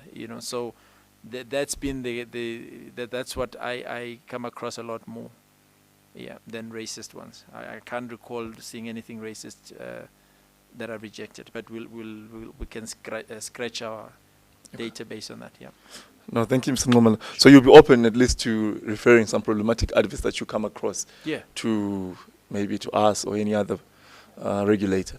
Yeah, notwithstanding any other, my lawyers will have to advise me on what's permissible before I make all those commitments, but subject to, yes. So in terms of instances where SABC is played on YouTube, because like now if I want to find a news clip, I can go to YouTube and find an SABC news clip. Correct. And with that clip comes adverts. So now who controls that advertising? Are you guys involved in any way at all, or is just now in the hands of YouTube or Facebook or any other media platform that is now playing that SABC clip? Because at the end of the day, the SABC logo is still there. Yeah. You know, they never remove or cover the logo as, you know, other sporting channels would do. You know, they'll cover the logo when someone else is broadcasting. So how do you guys handle that? How do you feel about this whole situation? Yeah. No, I think it's also an important question, Jackson. So the YouTube as an example, since you've used that brand, I think for me there's two components. There is the editorial component, the content that you've provided, maybe it misrepresented somebody, and that has happened. Then the news, for instance, would then apologize. Yes. Because it's us who've put out the content. Oh, okay. Right. Okay. Yeah. When it comes to advertising, there are two streams, depending on the agreements that you have out there. So the first one is obviously what we call programmatic buying. That is done by Google itself, because this is their platform, and you have no contract. You're just putting out content, and they just put whatever ads they want, right? And then there's a second layer. When you've got a contract and you've got agreements, you also block certain types of content, at least at organizations, because you can't get to the content level. You're not curating content at all in that particular context. But for instance, you might say, I don't want to see a competitive brand here. Is that what you tell YouTube when you guys are going? Oh, okay. So, and you name it. I don't want to see this brand here. Block all those ads. Yeah. But the loophole is that non-competitive brand, and maybe YouTube or Google needs to answer the question how they control that which they place on that particular platform from a content advert perspective. Okay. Yeah, but we have no control in that regard. Thanks. Okay. So when SABC now is played via multi-choice, DSTV, for instance, so then who controls the advertising content? Are you involved in any way, you know, or do you put that in your agreements, you know, service level agreements to say, okay, we will provide you with content from our SABC, or you sell SABC airing time to DSTV, and then they control everything going forward, or you still can put in your adverts there where you are airing via DSTV? So that particular question refers to content that is on the DSTV bouquet. We own the advertising that happens there, so we are responsible. It's their platform, but we're responsible for any ads that are airing on their platform. Oh. Yeah. So then,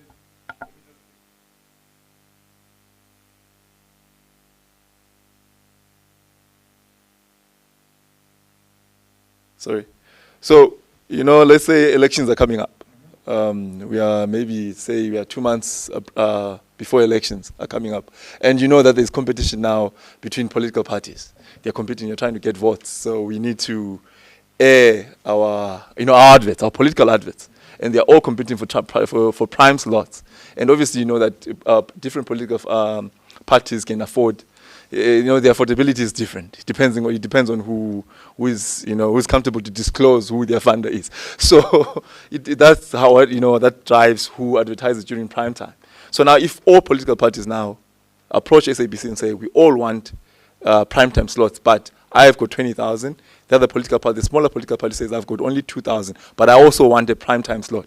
How do you now balance that? How do you balance that to say who will earn adverts on the prime time slots? Which political party will get priority? How do you balance those to ensure that all of them get prime time slots, as per, in order to also reach an equitable target? Yeah, a great question. So with elections, they are regulated by ICASA. Yeah, so this is not an ASA or SABC media owner decision. So they actually regulate and say you are allowed X number of slots during this time and that time. End of story. So it's regulated, and we have to comply. We get fined if we breach the compliance, if you will.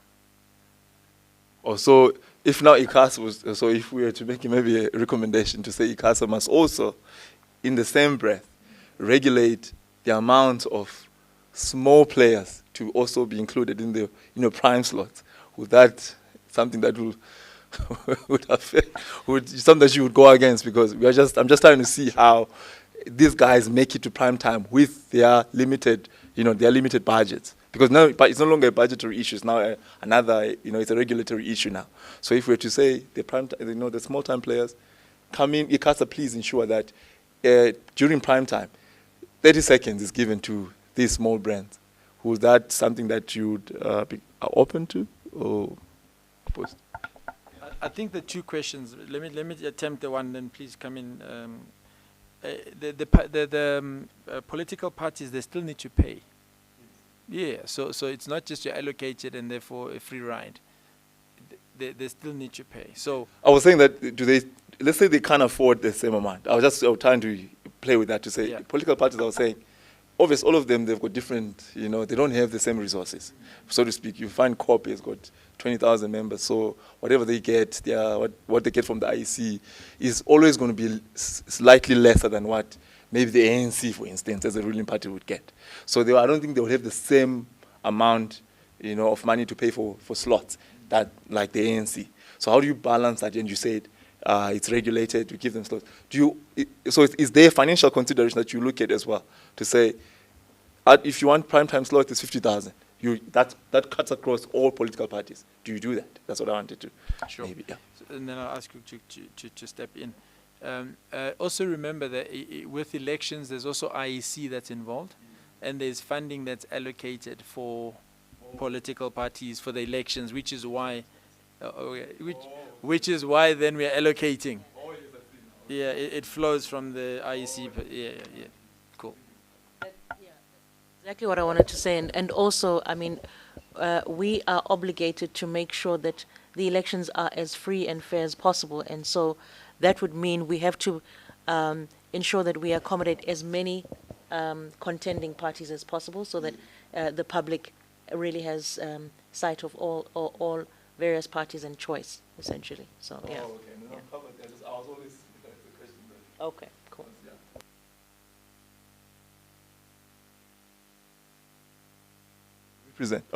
So you're a public broadcaster. You represent everyone living in residing in South Africa. So that will include minority groups. So is there at any point in time where you try and find ways to ensure that your adverts or your content also promotes these minority groups in South Africa? Is there somewhere where, or is that, like I said, is it just a commercial consideration, or is there a particular point where you say, this time around we need to also ensure that during our prime time, there must be adverts that also educate or promote a minority group? Is there any such considerations that the SABC takes into account? Remember that adverts are not limited to television. And we've got, as Reggie highlighted in the beginning, we have 18 radio stations. And some of those radio stations are dedicated to each of the 11 languages of South Africa. In fact, even more, because we've got XKFM, which broadcasts in the which caters for the Kwe and the Kwe the Kwe and the Kwe communities of Platfontein. So with those adverts, they have to be targeted and they have to be speaking to and resonate with the audiences on those various radio stations. So even, for example, in the way, say, a particular product could be advertised on an English-speaking radio station or TV platform, it would be tailored to that specific community. And maybe Reggie would want to speak to this. He's got a service that he actually offers where internally within the SABC we assist companies, particularly the smaller SMMEs. We assist them to craft messaging, to package their message such that it resonates with the platforms and the various audiences of the radio stations. Yeah. Yeah, if I may just add on that creative role that you play to support that the SMMEs in particular, is that, as I said earlier on, because of the diversity of stations, and it's not just an issue of translation that's important, but it's also the nuances. It's transliteration can be a challenge if you get it, if you're on that lane and don't translate properly. But also the voice over. You can have the deep voice that they're looking for, but might not be from that lingo, not natively Xhosa, or Setswana. So we craft that for the smaller players and bigger ones if they're happy with the services or if they need the services, but we prioritize those that need help. The SMME segment, just to give you an idea, they remember, as I said earlier, you need a brand plan, you need creative agency, you need a media buyer, you need so many things, and maybe the guy or lady is focusing on being a panel beater. That's their core competence. They have no time to understand the media landscape and how do I get this thing going. So we craft, and this is how we, from a development perspective of the marketplace, we engage. So we would then take them through some of those nuances, and we write a script for them, and we agree together, and then off we go. One of the most commonly used at the moment is the live reads. There's no production, there's no 30-second, but the actual talent on air, anchor on air reads about your business. You see, there's no production involved there; it's just live read.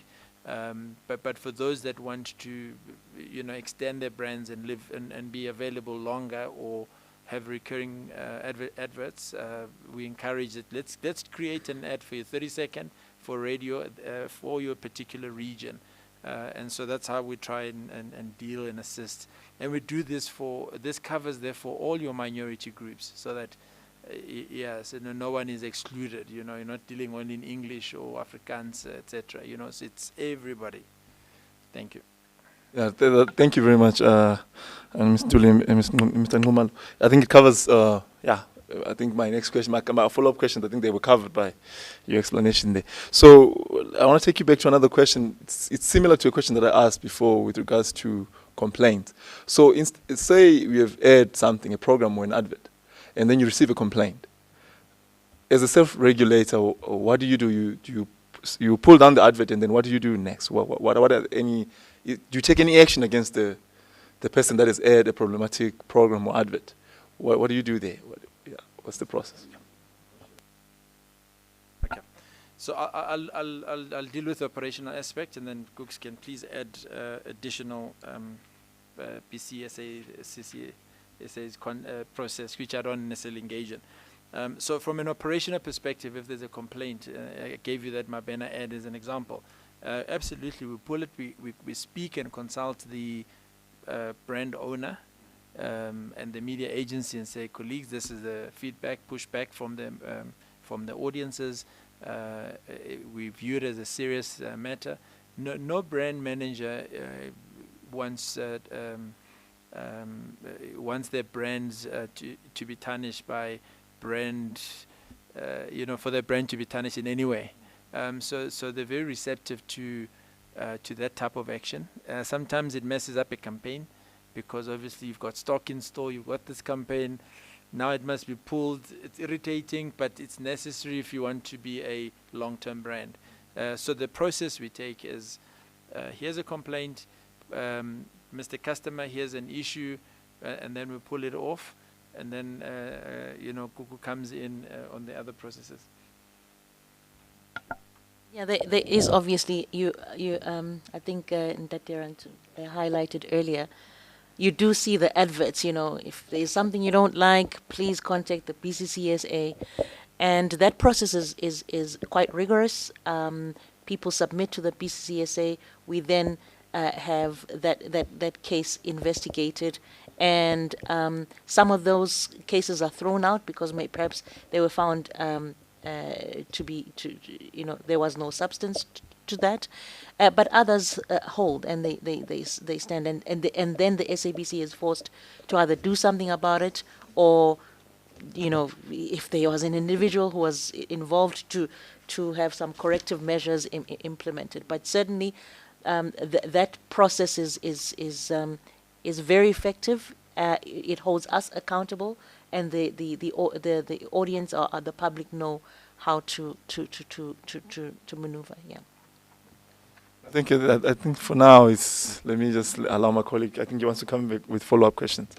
Right, thanks. So I'm just going to address the panel, Commissioner and Professor. We would like to just request a short stretch break. We want to just update you on some developments in the background pertaining to the witness scheduled for this afternoon. And then to take a break, we have just about 4 questions. And then after the break, the panel can then have a go at evidence. Is that appropriate? Thank you very much. I think we are going to adjourn so that you can prepare yourself, and also as a commission, we are aware that you are entitled to a right to your health. So let's adjourn for 10 minutes and come back. Will that be fine? They will be fine. Thank you, Commissioner. Thank you, Prof. Okay. What time is it now? It's 11 o'clock now. Shall we come back at about 10 past 11? Thank you. That's perfect. Thank you.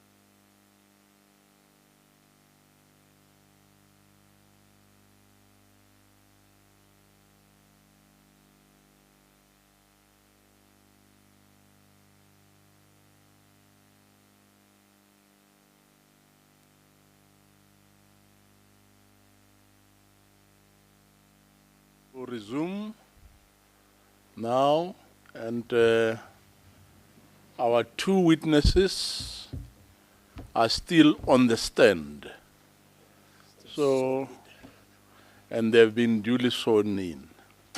So, evidence leaders, will you proceed? Thank you to the panel for the short break. A refresher. We only have 4 questions, and then we will gear shift and give control to the panel to ask some questions. Colleagues from the SABC, Ms. Ntuli, Madam Gumalo, just 4 questions, tail-end questions really. The first one is about the right to information. Do you publish any annual reports that perhaps speak about the state of the public broadcaster, perhaps to just so that we know where did the revenue come from for that year, how did you fare in terms of issues, how many complaints were resolved? So do you do a report of that nature? Yes, thank you. Yes, we have an annual report that's published every year, round about this time. It's first tabled in Parliament and then is made public. And it does detail exactly all of that information. The complaints, the process that I was referring to is clearly outlined in that document. It also outlines our financial position, where we generate our revenue from, some wins in terms of each of the divisions from a sporting perspective, sourcing of content, as well as our infrastructure, technology, from a sales perspective, how the sales team have performed, as well as marketing. So it's quite comprehensive, but it also extends beyond just the operations. It also looks at governance and policy and board function in terms of board committees, attendance, resolutions taken, policies made, etc. All right. Thank you for that. And then just one small follow-up on the question around the vetting spotters and the team that's put together. You did address some issues around that, but we were curious about, it was interesting when we did the question about the black agencies. We know that, if you are dealing with gender or race and there are people from those demographics, there's a certain kind of nuance and awareness and, an expanded voice and, skill set that comes out of that. These spotters at the SABC, what kind of training do they get, or how are they composed?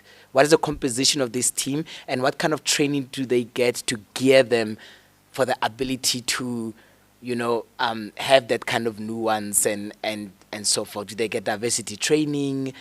Do appointments depend on the fact that they have some background in political sciences or whatever the case is? Yeah, great question.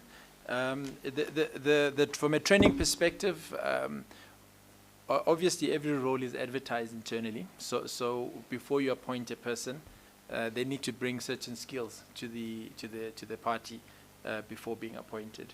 And one of the requisite skills for the spotters is absolutely that they've got advertising experience. So we'd look for a diploma in advertising. We'd also look for linguistic capability so that we can assign you to a particular language for you to process. And then experience obviously in the industry. Thank you. All right, thank you for that. Last 2 questions. The one is about institutional challenges. What are the material challenges that you are facing as a public broadcaster as it relates to your mission around transformation and the augmentation of progressive content that you want to produce? What are you facing that you could take us into your confidence about? I think the first thing to acknowledge is that the competitive landscape in which the SABC operates currently has not only changed drastically and continues to change rapidly because of technology, but also enabled, has lowered barriers of entry into the space because of technology. So, for example, you can actually start your own platform. People have vlogs and have got followings. That's content, and so that means there are far more options to our audiences than we have had in the past. Now, I think we have mentioned in the previous responses that now, in order to compete in that kind of environment, you need to be agile, you need to be financially sustainable so that you can act quickly and embrace opportunities that come to you. And currently, as the public broadcaster, we have some constraints in that regard. This is why there are certain draft policies in the public that are being reviewed. We're being assisted greatly by our shareholder to ensure that the various legislative niggles, or rather constraints that we have, can really be reduced such that we can actually do business in this kind of new environment that we find ourselves in. So that is largely the space. And of course, with that, the SABC can attend to transformative issues much better. We can be deliberate in some of the mandatory issues that we've got to be focusing on, and really be much more of a public broadcaster and do more for our public than we are currently able to do. All right, thank you. That's my last question. Do you have any? Okay. And then the last question, I think it's clear from the evidence that we've had throughout the morning that it really implicates a whole number of rights which the Commission obviously has a particular emphasized interest on, right? My colleague touched on issues on voting, which obviously implicate voter education and the right of voters to be properly informed and given choices for different candidates. We spoke about freedom of expression, access to information. From your side, you spoke about linguistic, ethnic consideration, gender and racial representation, and so forth. Could you maybe just tell the Commission the role that human rights play in your larger mandate as a public broadcaster, but specifically as it relates to ad content? I know we've touched a little bit on that, but we just would like that to be a last question. Maybe you can just summarize it for us, So anything on policy or how central are human rights to the work that you do, especially since they came up almost at every juncture of our conversation this morning? It is a technical question. Is it? Extremely technical. There may not be an explicit policy that says, just make sure that any content, or at least the adverts that are coming through, are human rights compliant. It's not phrased like that. I think it's embedded in the manner in which we look at criteria, in the manner in which we evaluate the actual ads, to see that it's compliant and consistent with the laws of South Africa and human rights in particular, so that there is nobody that is treated or anyone whose dignity is stripped in the ad. As I said, that it's a complicated arena because sometimes the interpretation of what you're seeing for the spotter may be compliant based on at least the first level of assessment, and may tick the boxes, but the public will keep you honest. So I think it's a partnership. At least it's the ability to be receptive to feedback when we get it wrong in the assessment of the content. Thanks. Come in, ma'am. Yes, but I'd also maybe like to add, maybe not from a specific advertising perspective, but the core of the public broadcaster is really, as I mentioned in the beginning, that mandate that we live. And that mandate is not just a mandate that has been given to us that we have to execute. It really is about nurturing and enhancing our democracy and ensuring that social cohesion is at the core of what we do. Over and above that, as an organization, our operations are founded and are grounded on values of like trust, respect, quality, etc. So everything that we do is informed by that. And we even have, we know performance management. That is a huge component of each and every individual's deliverables. How much are you trustworthy? What is the respect that you demonstrate within your respective role, etc.? So I think as an organization, we're very geared towards the fundamentals the fundamentals of the commission, of the Human Rights Commission, which extend to respecting others and ensuring that others are fairly treated in every single way. Thank you so much, colleagues, for the time and for the candor in giving your evidence this morning. My colleague and I don't have any further question, Commissioner and Prof. So we hand to you to ask any questions you may have. Thank you. Thank you, evidence leaders. Prof, if you have any questions of clarification, will you please proceed? Thank you, Commissioner. Just to thank the team from the SABC. This was very informative, educational, and at times entertaining.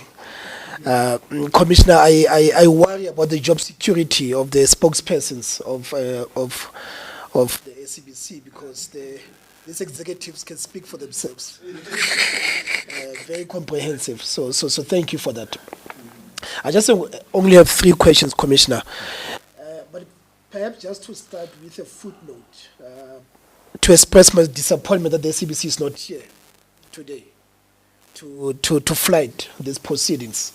We know there are a lot of competing interests, but yeah, it would have been good for the SABC to grace us with their presence today. So yeah, just a footnote. The first question in terms of transformation, you mentioned that you are at 23% in terms of black agencies that are helping you with your adverts. So obviously contributing to the transformation of the sector. Is there a space and possibility for the SABC to give free studio time to upcoming creatives and agencies as part of your contribution towards transformation? You've got a lot of studios in different provinces. Do you have the ability to do so, just to provide that free studio time so that people can do this? I know money is difficult and hard to come by, but yeah, just out of interest, is as part of your contribution to transformation, is that possible? You mentioned that you have a comprehensive vetting process to vet, content of adverts, but you also mentioned something about spotters who, as the adverts are being flighted, can spot offensive, content. Can you say a little bit about spotters? How many spotters do you have? If you have the number, if you don't, it's fine. But can you say a little bit about spotters? We understand the vetting side of things, but the spotting side of things, can you say a bit about, the spotters? The last question for me, Commissioner, is about consistency. To accuse you of inconsistency. There's been instances where you have flighted, adverts, the public complains, and then you pull them. From certain chicken companies sometimes. You mentioned the Mabena incidents where the Mabena family complained. So is there consistency, or is it based on the level of uproar that you get from the public? Or are there certain standards that you follow and procedure? And who makes that decision? I suppose it's not the group executives, but who actually, is there adjudication? Is there a process of actually saying, we've made a mistake, let's pull this advert? And I'm saying, is it based on the level of uproar, or are there some objective standards? The last inconsistency question has to do with the split between commercial and non-commercial radio stations. I'm a Listen the FM person myself. I listen to Listen the FM. On your commercial radio stations, the adverts are sometimes edgy, risky, but on the African language stations, I tend to see a more conservative, cautious approach. Is that a fair? I mean, I'm talking here as a listener, not as a panelist. Is that a fair accusation that on your commercial radio stations, where of course you need more adverts and so forth, the adverts are allowed to be a little bit edgy, a little bit riskier even sometimes, but not on the African language non-commercial stations. The other inconsistency is on your non-commercial radio stations, and I'm talking about Listen the FM here, as I said, if I can mention it, I'm sure it's fine to mention it. Sometimes people buy airtime, and not an advert, but somebody will come and advertise their product and speak for 2 minutes. And normally it's traditional medicine, people talking about selling traditional, herbs, and say these herbs, I'm sure Commissioner, you've heard it in Tomela FM too, making big claims about, these traditional herbs. And sometimes, misinformation, but they're never pulled. So what is the consideration between a traditional advert and these instances where somebody buys, a slot? I don't know what you call it. I think you buy a slot, and then for 2 minutes somebody advertises their product. The last question, sorry, I said that was the last question. You spoke about nuances and innuendos sometimes.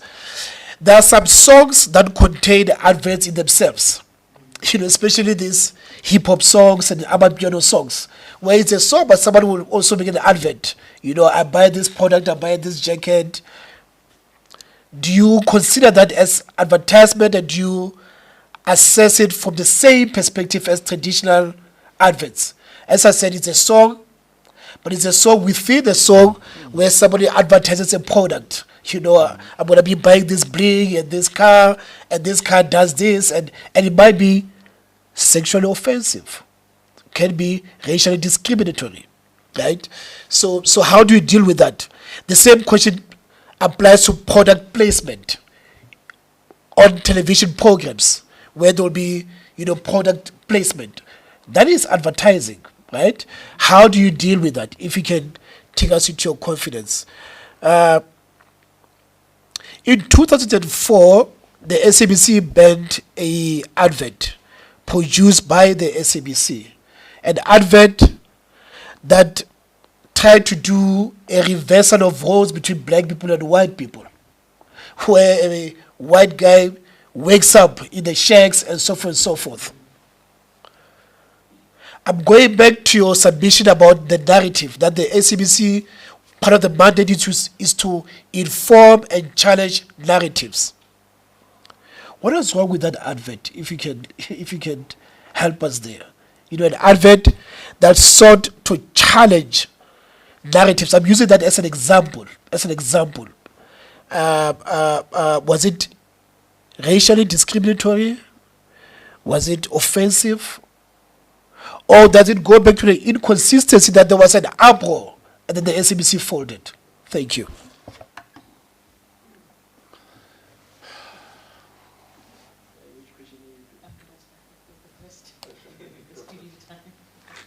Thank you very much, Prof. In terms of studio time, obviously at the SABC we've got various facilities. We've got our studios, we've got our conference spaces, etc., that that can be hired out by anybody, the public, etc. And we took a decision last year or the year before, when we saw the impact that COVID had on our artists, that we would actually offer our facilities, our particularly our conference spaces, our halls, our venues, at no cost to them, to launch their programs, their albums, etc. And we did do so with a couple of artists.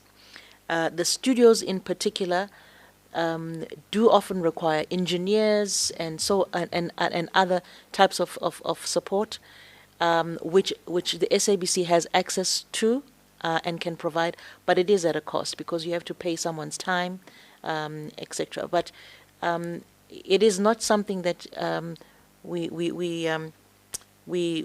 wouldn't want to look into if it can assist, especially the music industry, because they've really had some hard times. I think our commitment is really to see what part we can play as a public broadcaster to alleviate their stresses. So it's something that we can actually explore, but we are actually doing from another component perspective. Yeah. Vetting process. I think the balance are probably dealing with me here, Prof. Comprehensively. I'll attempt, although the 2004, I think you're going to have to come in. So if I can just work through the questions. The first one on the comprehensive vetting and then the spotters. You wanted to clarify. Just to be clear, we refer to them as spotters. It's a synonym. They actually are the vetting team. Yeah, I apologize if that came across as if they are waiting to, No, the spotters are the very same people that are vetting the process. Then the consistency.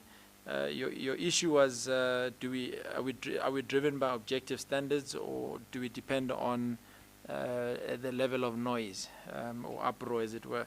I think it's a fair question.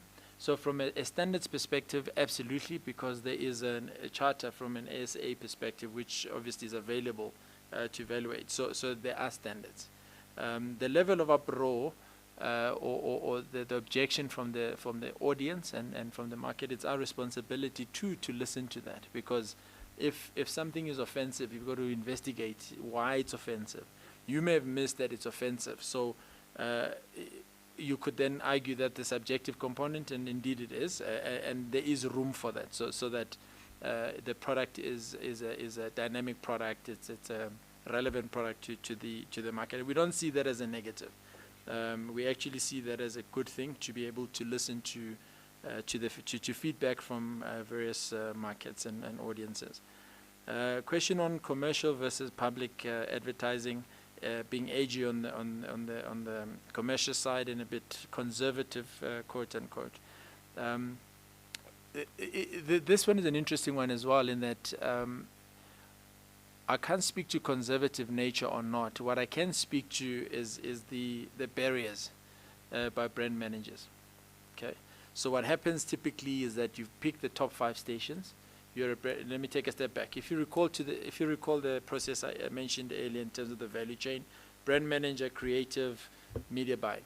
So what's happening is that with your brand managers, and I say this as some of them, I can't say all of them, so I'm generalizing to some extent, is that what's easier to start with is that you've got your English, Afrikaans, and then the top 3.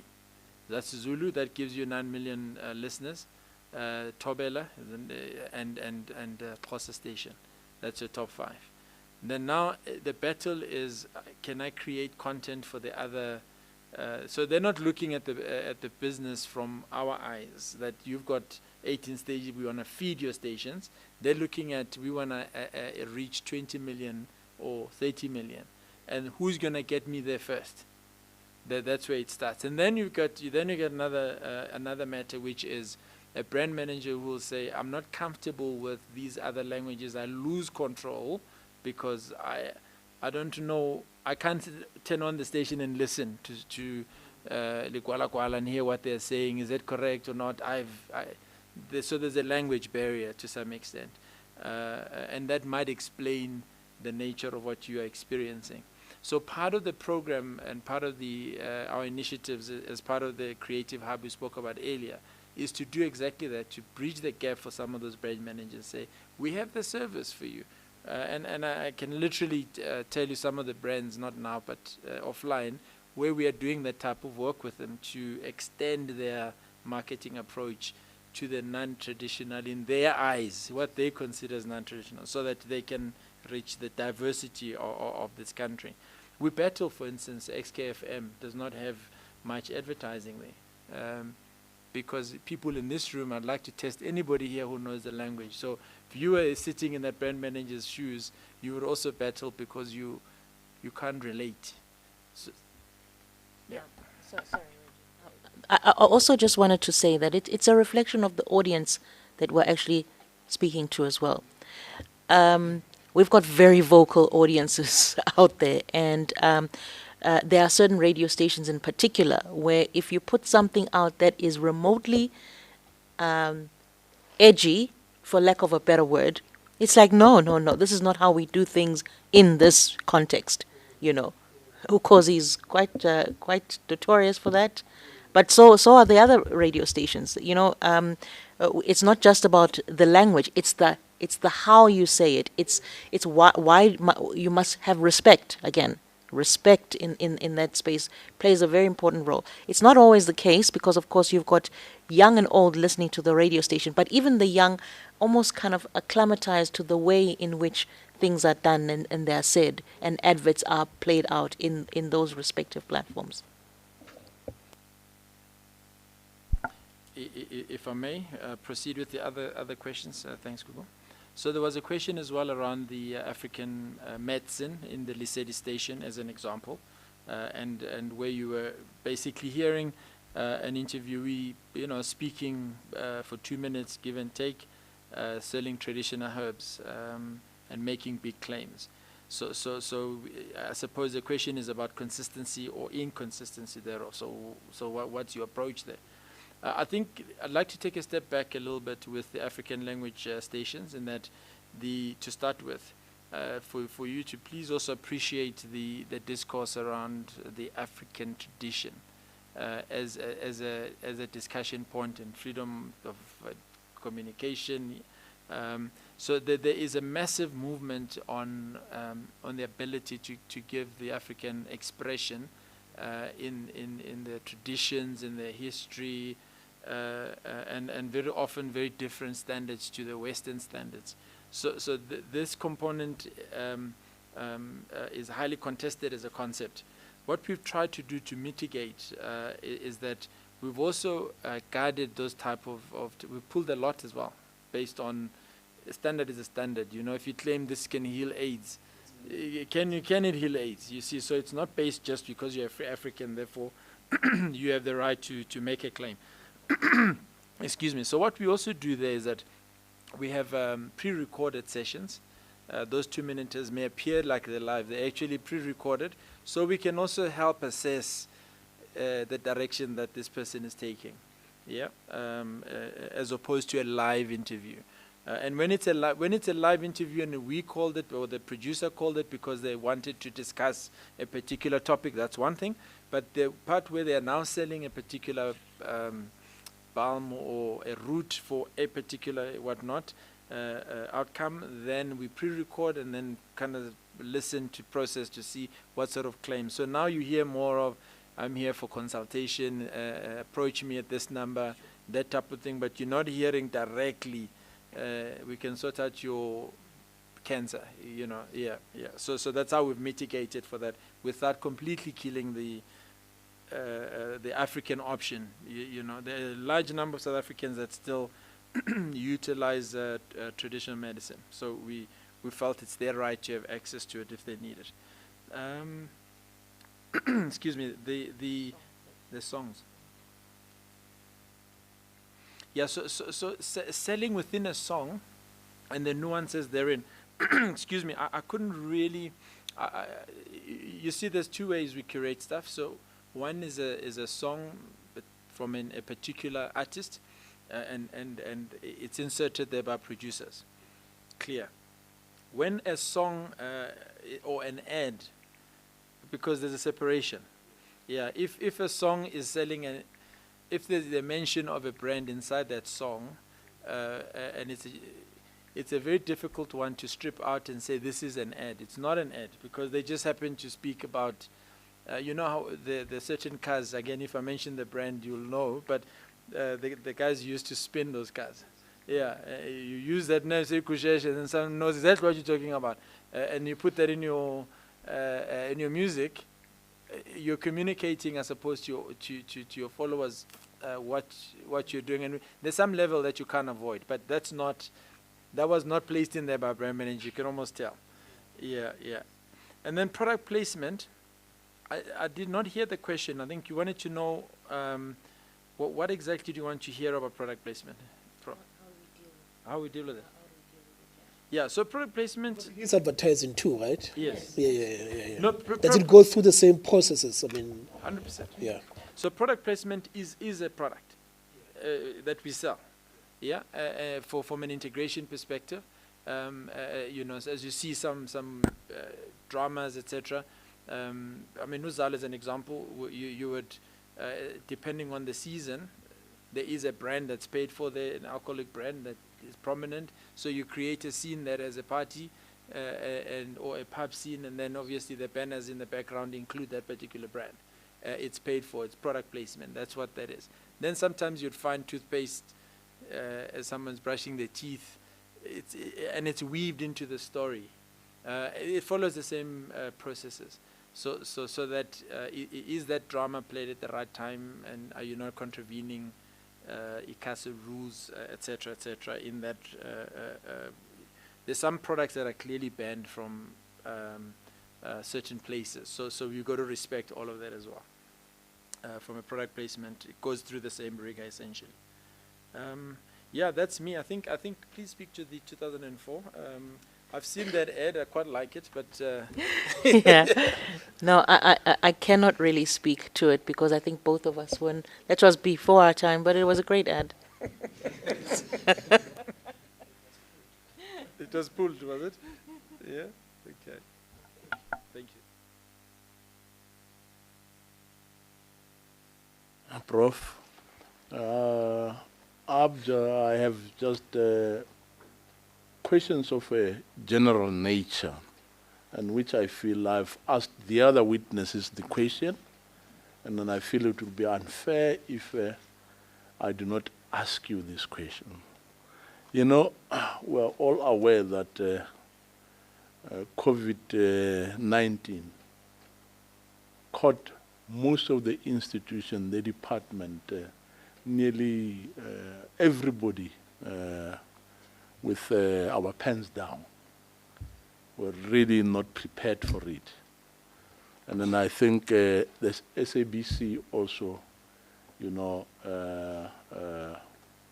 was not prepared for the COVID-19.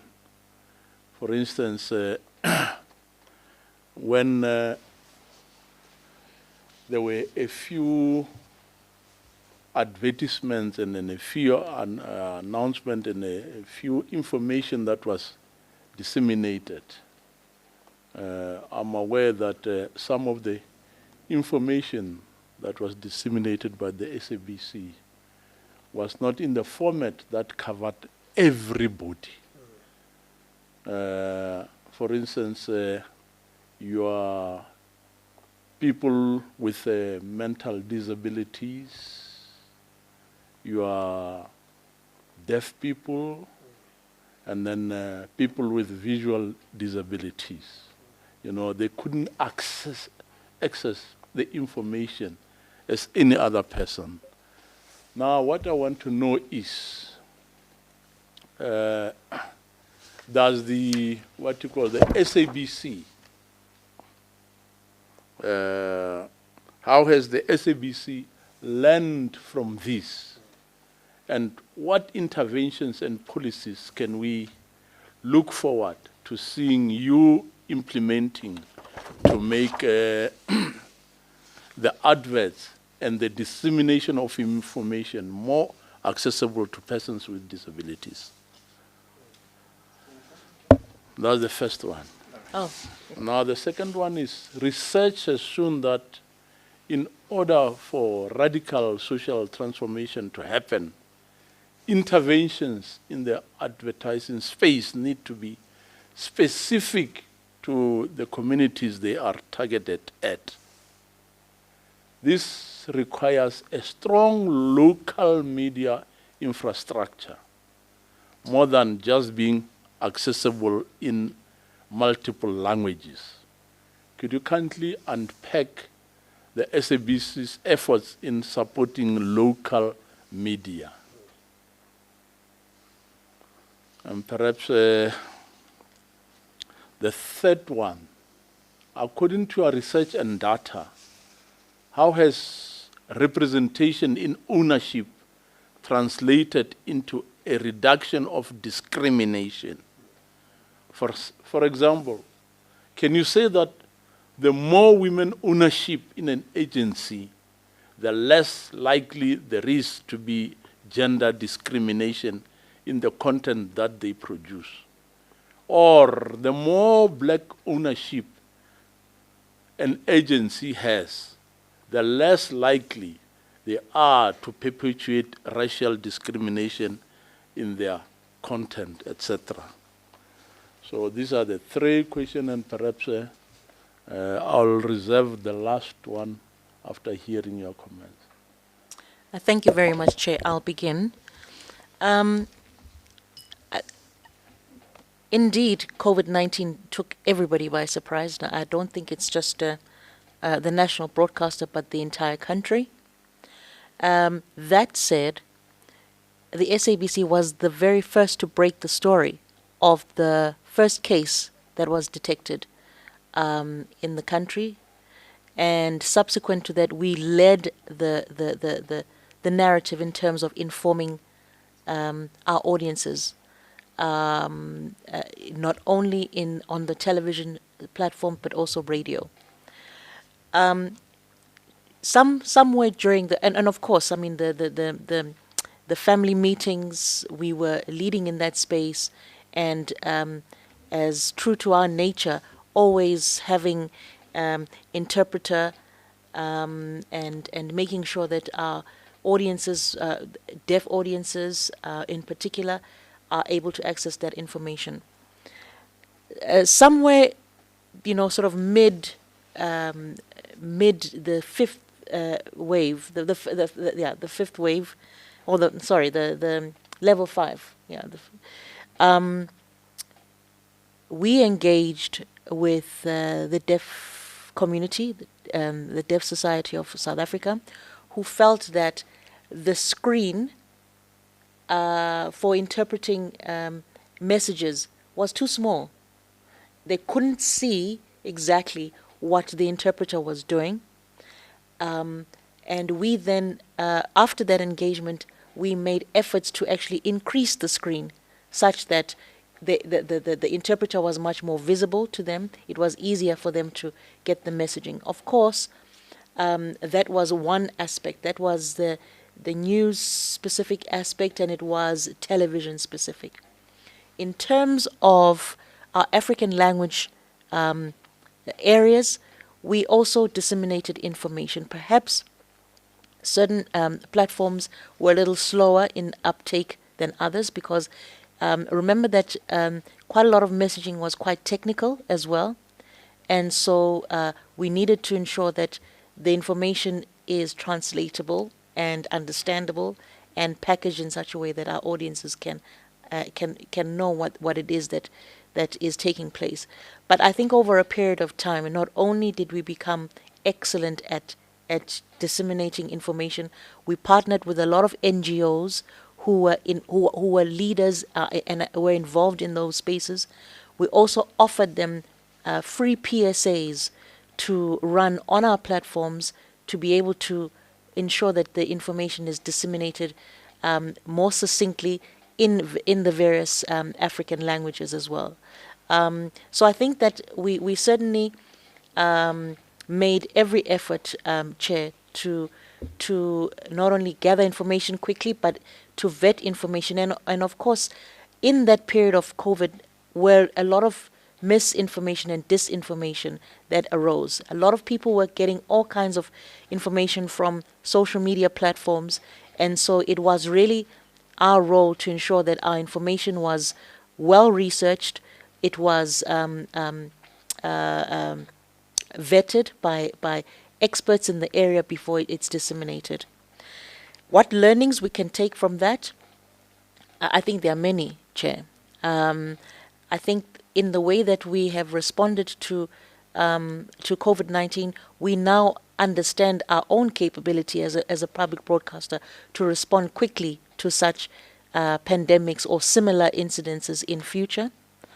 Other learnings are that we are more nimble than what we thought, we were, because as an organization that was not remote based, we were operating all from various offices. We had to move very quickly into making sure that we are working remotely. We also learnings from a disaster management perspective. We were quite quick to create other facilities that were backup, because, as you know, with newsroom, if for example someone gets affected or infected, everybody has to go home. How do you broadcast? How do you continue to do your business? So we had something set up at Nasrec, and we also introduced technology that ensured that our presenters were able to operate from home remotely, and hopefully all of those can assist us as we go forward to make sure that come another wave of a similar pandemic or similar immediate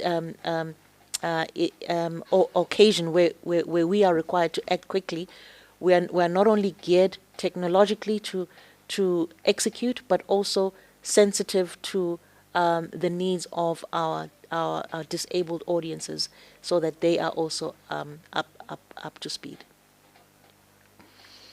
Can I just add something as well? Sure. Just I thought I'd add the chair to the question on COVID. The impact on advertising was huge. My colleague has spoken to many other aspects. So one of our experiences was that the advertisers literally pulled out their ads across the board. So I had a huge revenue fallout in the first 3 months during the pandemic. Because the reason for that is that they needed to retake some of the ads, reshoot some of the ads, because the Disaster Management Act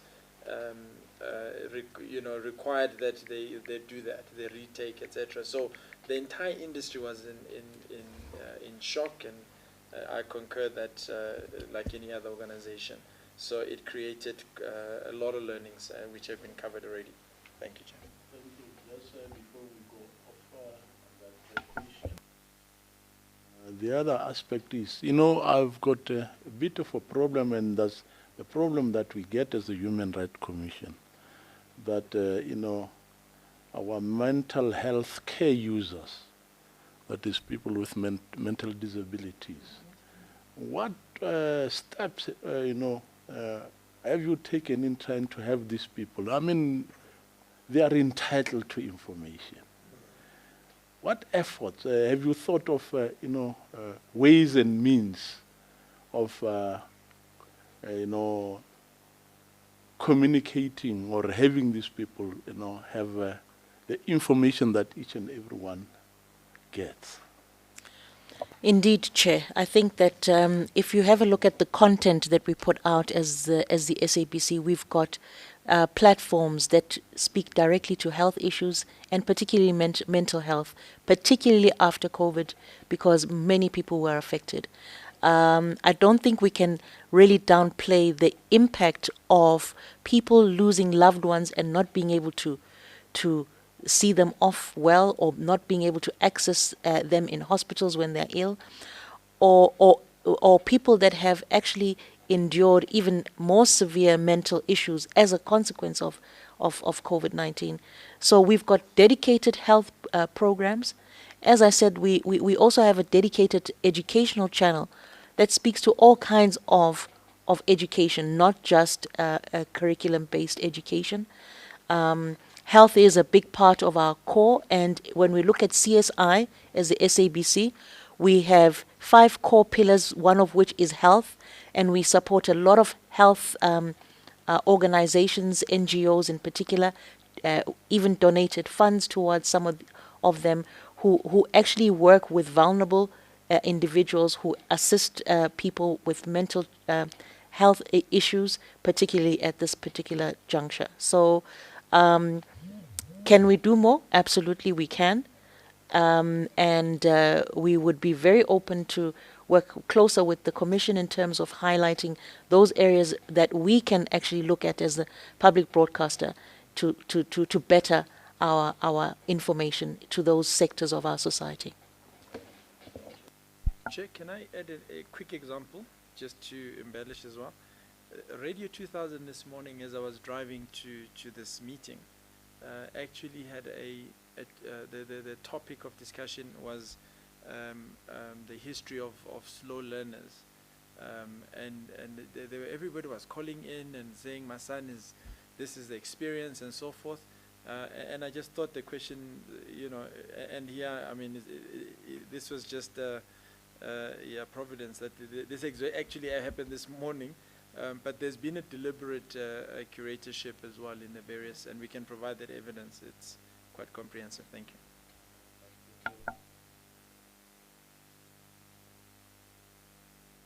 As a Human Rights Commission, we are ready to work with you in that respect, because that's the one vulnerable group that we feel that it's always forgotten. Thank you. So, other questions? So to the so to our support of local media, Chair, as the SABC, we not only have a contribution on an annual basis to an organization that actually whose role is to ensure that local radio stations, local television stations are sustained, but we also work with on an ad hoc basis. We also work with particularly radio stations in far-flung areas. I know, for example, we've had from the Northern Cape various community radio stations where we donate equipment maybe that is not being utilized anymore, and we offer opportunities for training, and I think that certain of our radio stations have actually partnered with certain community radio stations because that is also their talent pool. We know that radio stations from universities, for example, have offered talent pool for some of our radio stations like 5FM, and we continue with those kinds of relationships because it helps us when we're looking for, say, new anchors for specific programs. So we do have a good working relationship with radio stations and television stations from a community perspective, and even on our national projects like the ASO project, we are hand in hand with them as we roll out this very important switch-off project. Thank you. There was a third question, Chair, which involved more ownership influences outcomes from an ads perspective. Chair is absolutely correct. To the extent that we can influence the industry, the advertising industry, the creative industry, we do. So we also participate in industry bodies beyond just today. I think we limited our discussion to the compliance aspects of advertising, but we hands-on in terms of the other areas, whether it's the awards, relationships, where the best song of the year, best artist, and so forth, those type of activities, but also other organizations, marketing organizations, we are heavily invested in there, and again, it is part of us just shaping the industry and influencing the industry in the right direction. You find, for instance, that one of the I cannot speak for those entities, but what I've seen is that the boards of some of these entities that have the advertising associations, I won't specifically call out one, Recently, some boards have changed to, to reflect the demographics of this country. So their work is cut out in terms of how does this then translate into more transformative work downstream within the industry. So, Chair, as an SABC, as executives, as part of our responsibilities to shape that, there is no immediate benefit for our organization immediately, but from an advertising perspective in the short term, but you know that by influencing, impacting, and shaping the industry, there will be results down the line. Thank you, Chair. And perhaps my last question, but it's a comment. Look, we have had witnesses here who really were complaining, and I just hope that you'll be able to follow what they've said on YouTube. Complaining really about the manner in which owners of brands, especially multinational owners of brands, are having a terrible, terrible influence on institutions like the SABC in terms of, influence. And we had witnesses, women, who complained that, they were not getting enough share in the advertisement space. So, and, their complaints, as they were putting them, they looked, they were genuine. They were really genuine. Now, my question is, don't you think that it would be a good thing if the SABC perhaps can arrange a meeting with the black agency, what? Bana, yes, Bana. But they're but they're not Bana. And all other black agencies, to have a heart-to-heart talk with them, hear what their complaints is, and see how you can perhaps, assist them or explain to them how certain things work. Don't you think that such a meeting could be of great assistance in trying to get these people also gain a hand in the advertisement industry?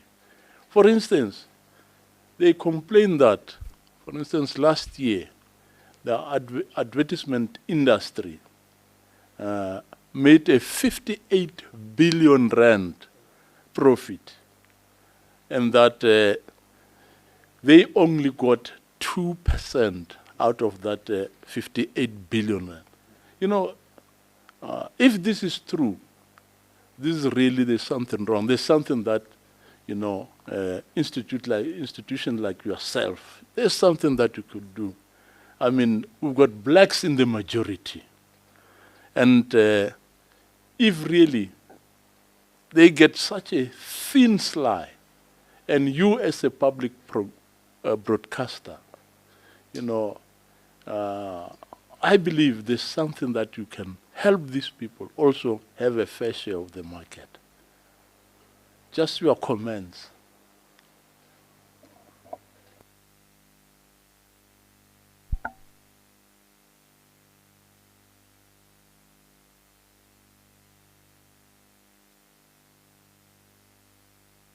Did I turn off? Okay.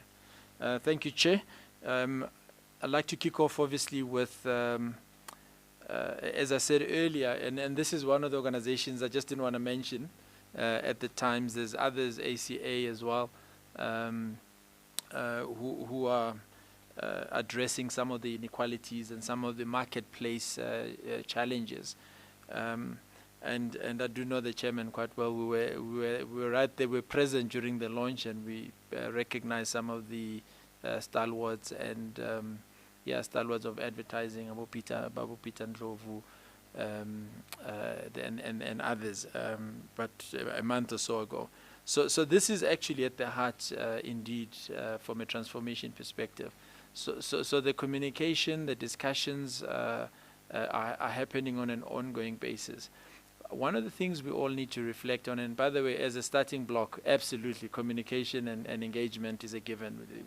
We will take that, indeed, that recommendation as though it was not happening. So we'll take it and we'll make sure that it happens.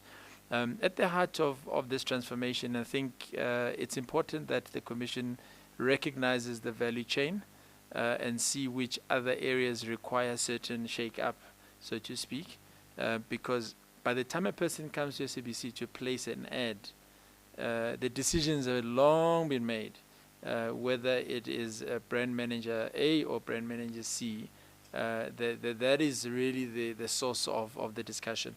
Where we also play a role as SABC, as a media buyer that comes to us, the terms have to be favorable, particularly for those that are not that are previously disadvantaged. The terms have to be favorable, and I think we addressed that earlier. So we created a particular lane to assist them as well from a policy point of view. And there's always room to do more and do better. But indeed, the industry is under pressure in seeing real transformation from the revenue allocation. I'll leave it at that, Chair. Thank you.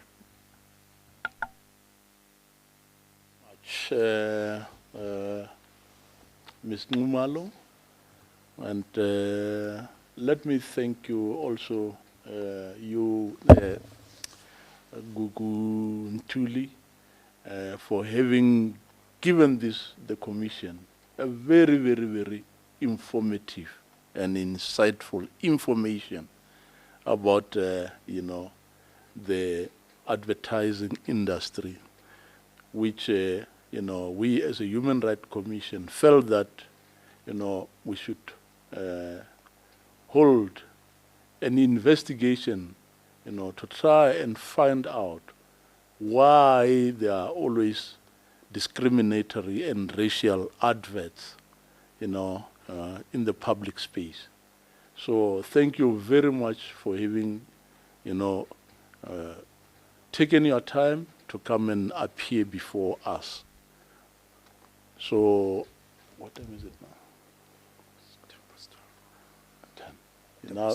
It's now 10 past 12, and I suggest that we're going to adjourn for the day, because I learned that the other witnesses that ought to be appearing before us, they are not in a position to do so today. So let me thank once again the members of the SABC, and let me say, Gugu and Regi, you are excused and released from the witness box. Thank you, Chair. Thank you, everyone. Thank you, Chair. Okay.